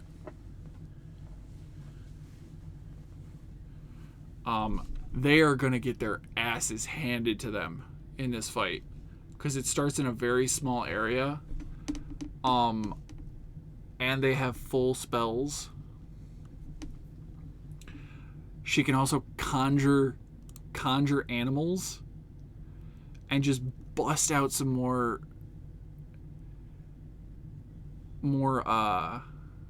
beasts to fight them. She also has Sleet Storm, which is just difficult terrain. But she has Ice Storm, and she has Awaken, which is by far one of my favorite just spells in general. Let me just make this inanimate object, make this plant or creature, this beast, suddenly not. Make them smart. Man, they should do that to the kobold because he would have better mental stats if he gotten awakened. Hey, get out of here. Get out of here, Mate. Mateusz, get out of here. Be gone.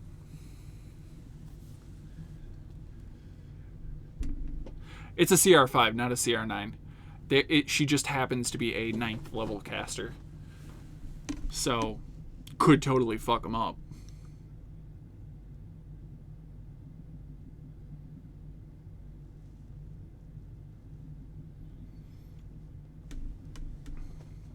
She also has the ability to turn into animals. So she could turn into a wolf and just start fucking them up that way.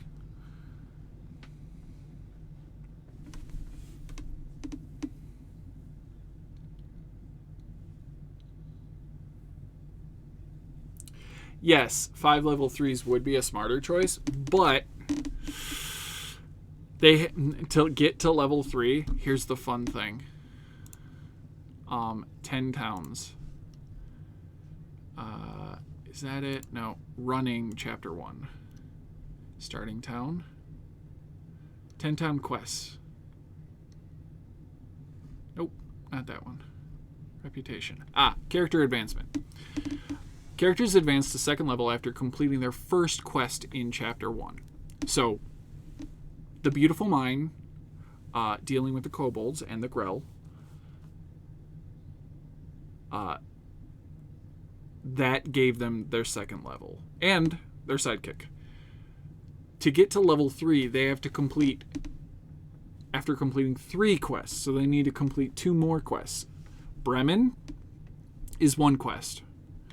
If they're to complete another quest during that, before dealing with Lonelywood, they'll be 3rd level. However,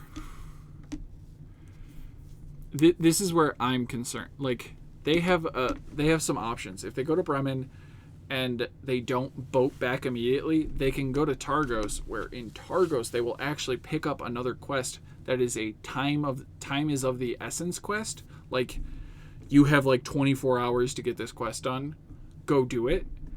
And if they do that and then get back, they'll level up to level 3 and then be more than capable of handling Lonelywood. However, I don't know which way they're going to go. They might just go from going from dealing with the plesiosaur back to straight to Lonelywood and then dealing with everything in Lonelywood, because they could just boat to Lonelywood. I don't know what these idiots are going to do, and that's...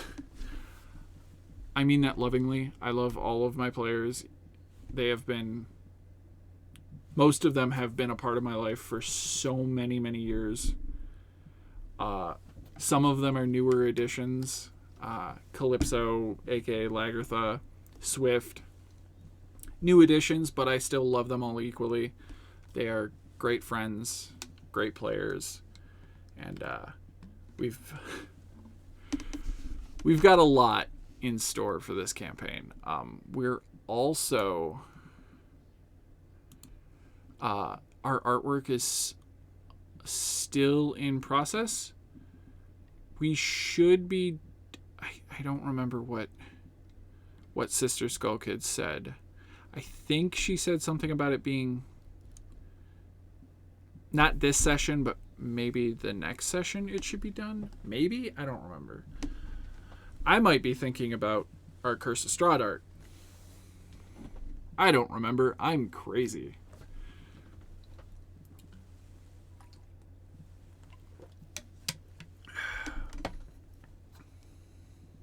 Am I getting yelled at? I see a text alert. Am I getting yelled at? No. Not anymore. But on the concept of I will roll the fight, I have some prepped maps for in case of emergency. Snow encounter maps. I also have a few more I gotta add. I don't know if I want to do that on stream right now, but I could. The only issue is uploading via... What's my recording time? My recording time is an hour and 50, so I still got 10 more minutes. Uploading stuff into my art library tends to tank my upload speed for the stream. So I'm very... Yes, I am. I am crazy. I'm very cautious about doing that. But I do have a map for a strange fight. I don't really care for this map because basically it's showing, hey guys, you're actually walking on the lake, or that is a pond. We'll see.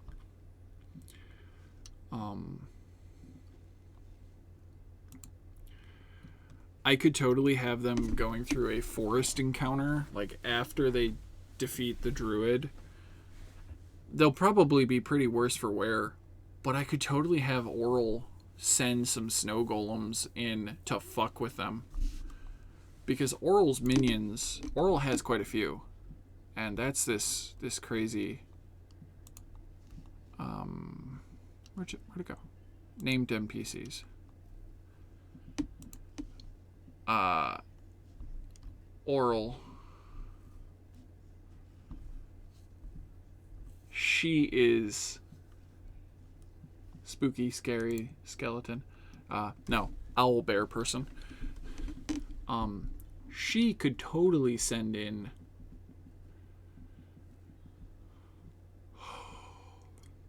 some of her minions, and her minions are creatures. She has yetis, abominable yetis, other druids.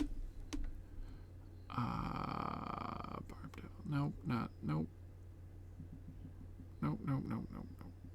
Crag cats.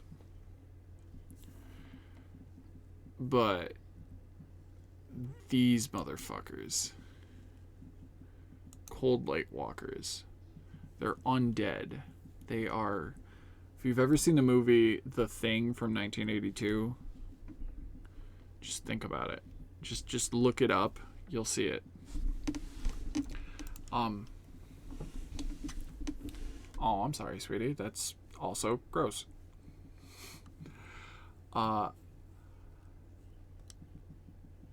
Oral creates these things, and they're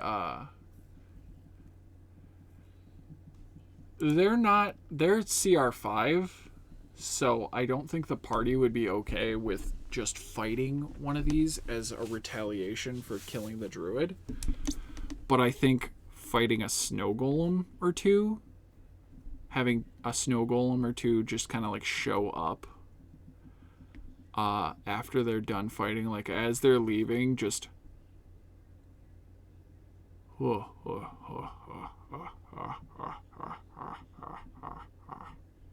just this like deep kind of like an avalanche laughter rolling in, just like and then just fucking pelt their asses with snowballs from range, and then have them run in. Because I think the cold light walkers is too powerful for them. However, one of them, if they piss off Oral next, she will definitely send a cold light walker. Because these bitches are vicious. Like, condition immunities, damage immunities. As a bonus action, the walker can target a creature in its bright light. They must make a constitution save or be blinded until the start of the walker's next turn. That fucking ruins. Frosty the Snowman, I'm hoping, is what's stuck in your head right now. Because debatably, I might play it on stream. I might play a cover. They also do like 25 damage per physical. Actually, both. They do 11 bludgeoning damage and 14 cold damage per bludgeoning, like slam attack, and they get to make 2 attacks. Or they do Cold Ray, which is a ranged weapon attack of just straight 25 damage. These things are bestial. They can do 50 damage in one turn with a +3 or a +5 to hit. That's ridiculous, but totally worth it. And if they kill you, any creature killed by the walker freezes for 9 days, during which time it cannot be thawed, harmed by fire, animated, or raised from the dead. Which means you'd immediately have to go to resurrection. No revivify. No raise dead. Straight to resurrection. Which is like, I think, a 7th level spell. So if you die to one of these fuckers, you're just out for the count. Because Raise Dead has a 7-day period, and that thing takes 9 days to thaw. Then you're just SOL. And they have a decent amount of health. They're fucking rough. Wish, but yeah. But the earliest the lowest level spell to raise you would be a 7th level resurrection. I think maybe reincarnation, because reincarnation I think you can do after 7 days as well.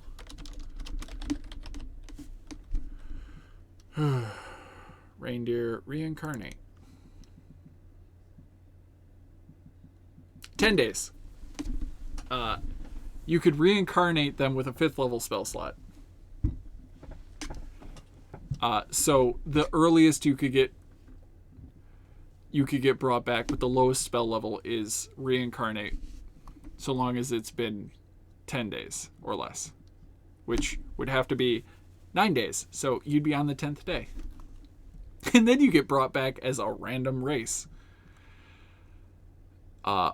By the way, my reincarnate has a way worse track record. I have almost 200 races. It is way heavier. At least the one of Zarkforn. This one we'll probably just keep. Oh, all right. Go to bed. I still have 2 minutes.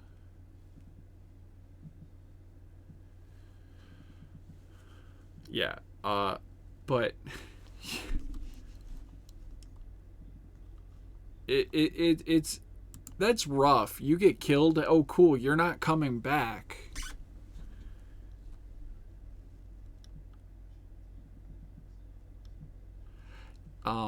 You're basically just out of the campaign. Guess you got to roll a new one. Which is unfortunate, but it can happen. One of the reasons why I don't want to use Cold Light Walkers too early in the game.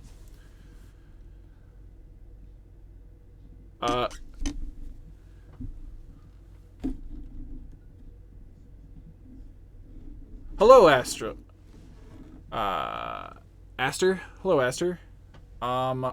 Yes, Deb, I will try to give you a call at that time period if I am awake.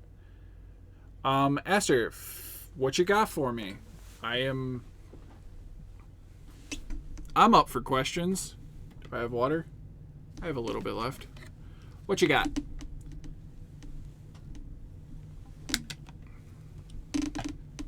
I've been doing this shit for like over 10 years. We discussed that.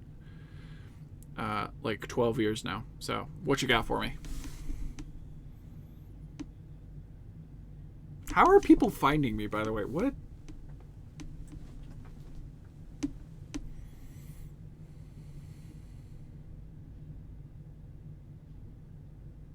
Also, I do like your name, Astral FU. That's a pretty good name.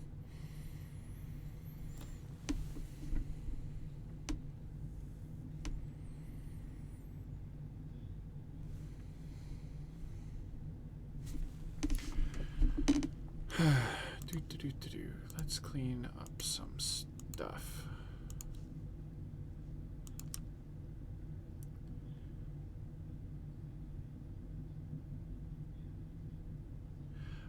D&D Beyond? I honestly don't really dick around with D&D Beyond, although I do have access to everything.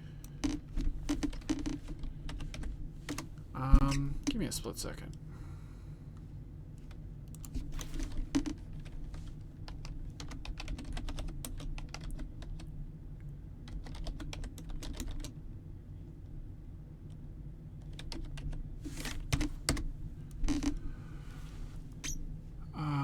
How to homebrew items. Any suggestions? Well, nope, not that one. Can you add inserting image from editor? Can you actually add a photo?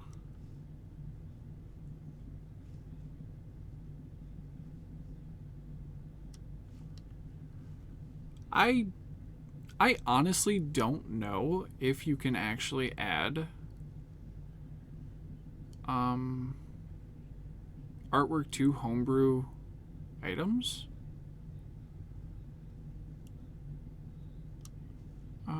Let me just magic items.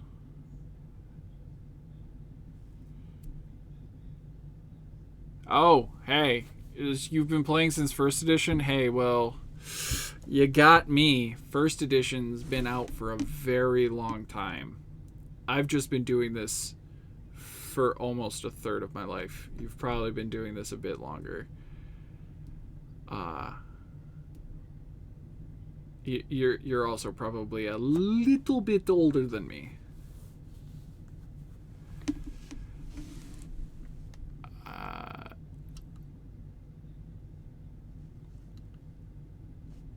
Browse homebrew.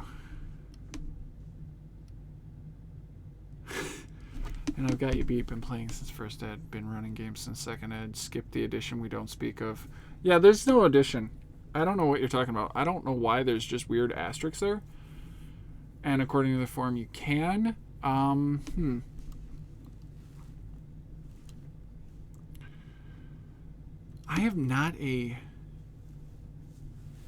not very good at this game. I'm not very good at D&D Beyond.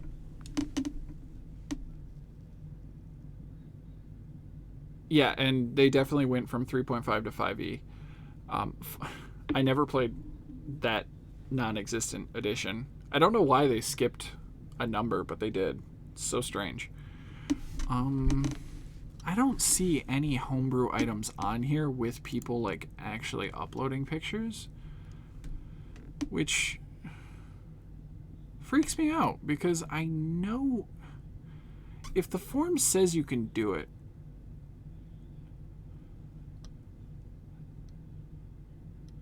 Cloak of Chains, cool. I can just search that.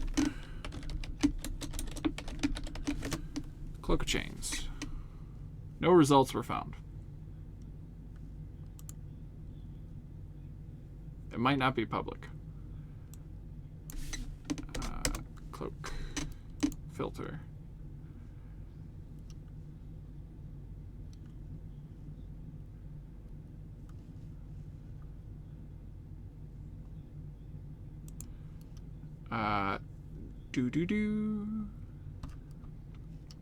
I know how to do it on oh, okay, so it's a cloak of protection. Okay, that's why I can't find it. Cool. I know how to do this on Roll20. Are you playing only on D&D Beyond, or are you using like Roll20 as your like map player? Because I know how to do it on Roll20. I'm not talented enough with D&D Beyond. I really should be, since I have literally all the books on this damn website through one of my players who gave me everything.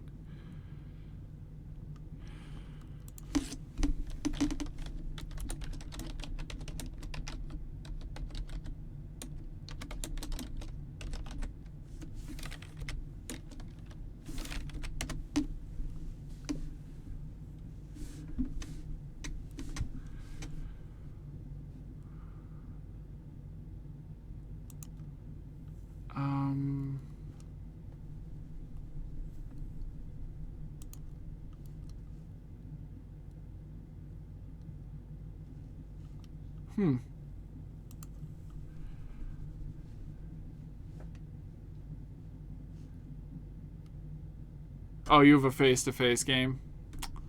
Lucky.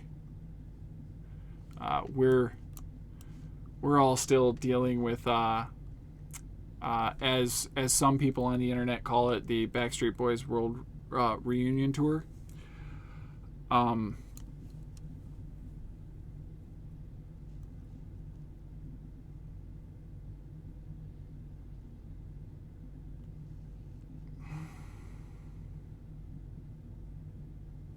Sharing process changes.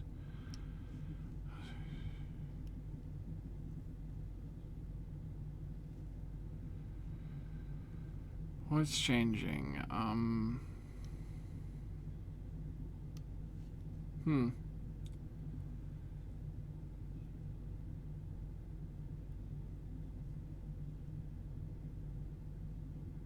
I can understand why.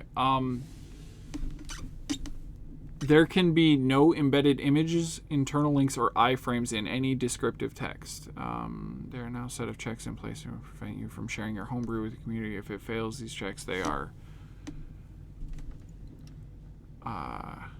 similarity check to Wizards of the Coast licensed content. Text in the homebrew must be in English. There can be no embedded images, external links, or iframes in any descriptive text. Again, your private homebrew is allowed to be anything you want. The checks above are to prevent homebrew being shared with a community that does not meet the stated requirement.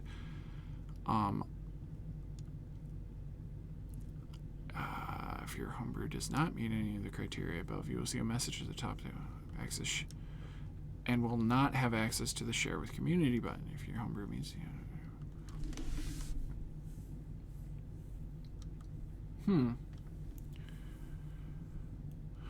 That's strange, just going over their website.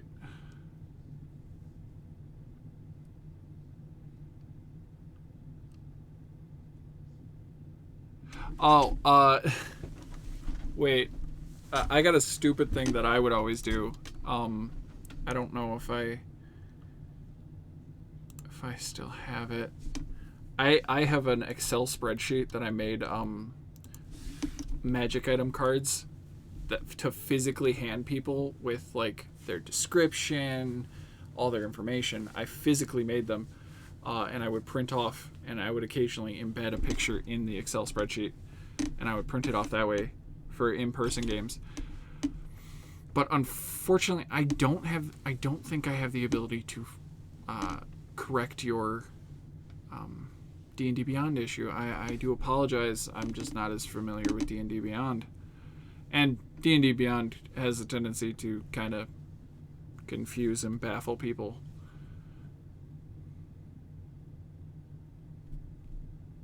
So, I'm sorry. Also, pretty cool that we got a first-gen player hanging out with us.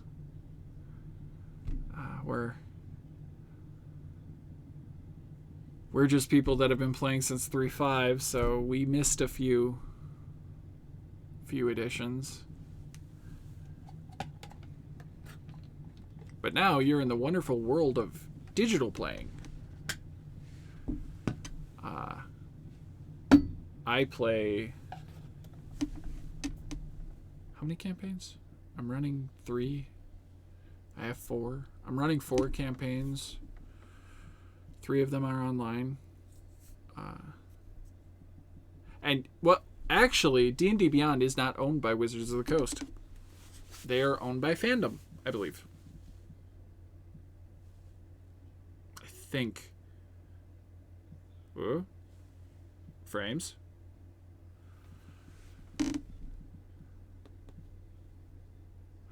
Oh, man, I am so sorry you left a 20-year game. We did miss that go.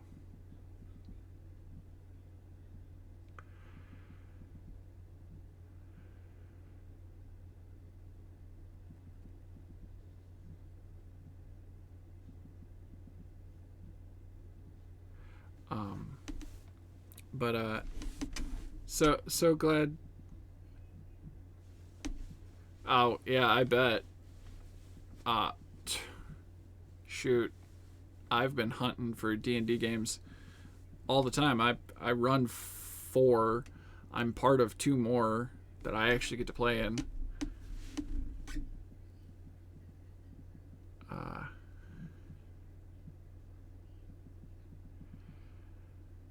if you volunteer to DM, the players will come running. That has been my experience. I'm betting it's your experience since you've been... Ah, yeah. It's right there. Yep. Volunteered to teach him and 5 others chime in. Yep, that's how half my campaigns start. I've got... I actually read most of the Dragonlance books back in the day. Back when I was like in elementary school. And I loved them. And I know Margaret... Somebody talking to me in real life? I actually love those books.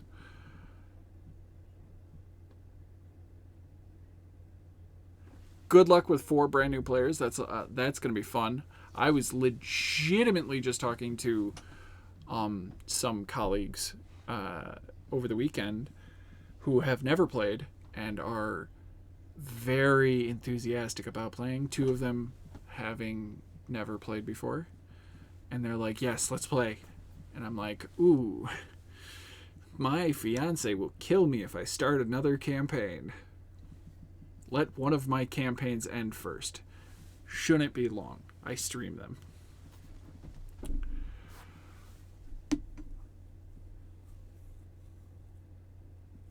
I'm just going to say this, Valder.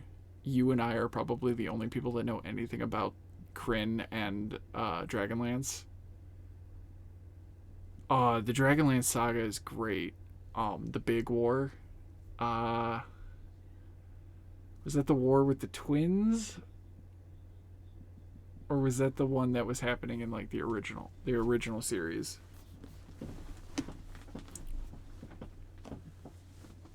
Oh yeah, I taught like 6 people how to play in a week camp out. It was a great time. But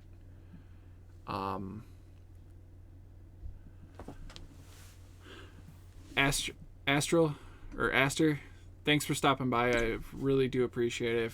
If you feel like hanging out, checking out a less tenured DM, do some D&D prep, or actually do our games online, you can check us out. You can totally follow us or watch us or not. Whatevs. We also put all of our videos on on our YouTube page, which is linked below. I have a picture underneath me, but if you go below us and go into the About section, it has a link to our stuff. So feel free to go check that out if you want. Ooh! Hey, thanks for the follow. I just saw that. Yes! That war. I remember that. That was the big, giant... Oh, God, what was he? He was like a titan or something. Oh, God, was he the titan that sent the Kender back in time? Now I really hope you're still in chat to answer that question, because I really hope I'm right. I might have to look this up. Yes, that war? Good. Oh my God, man. That had to have been fun. Because reading that story was crazy. I haven't read that story in a good 15 years.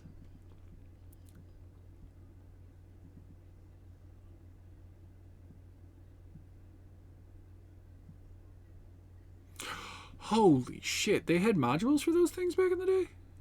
God damn. Man, I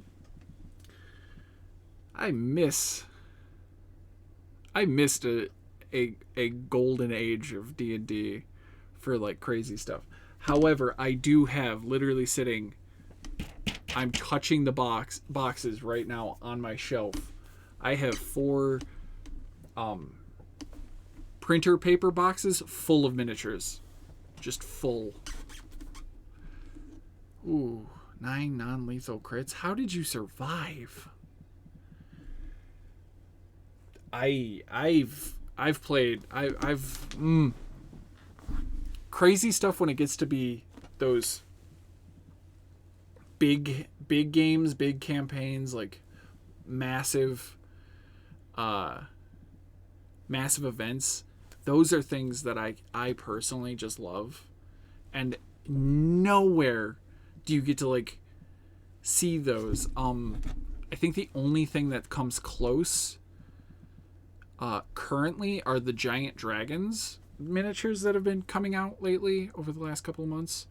The walking the Knight of Waterdeep, which is the giant, like 2.5 foot tall miniature knight. Goldman. Really? Nice. Nice.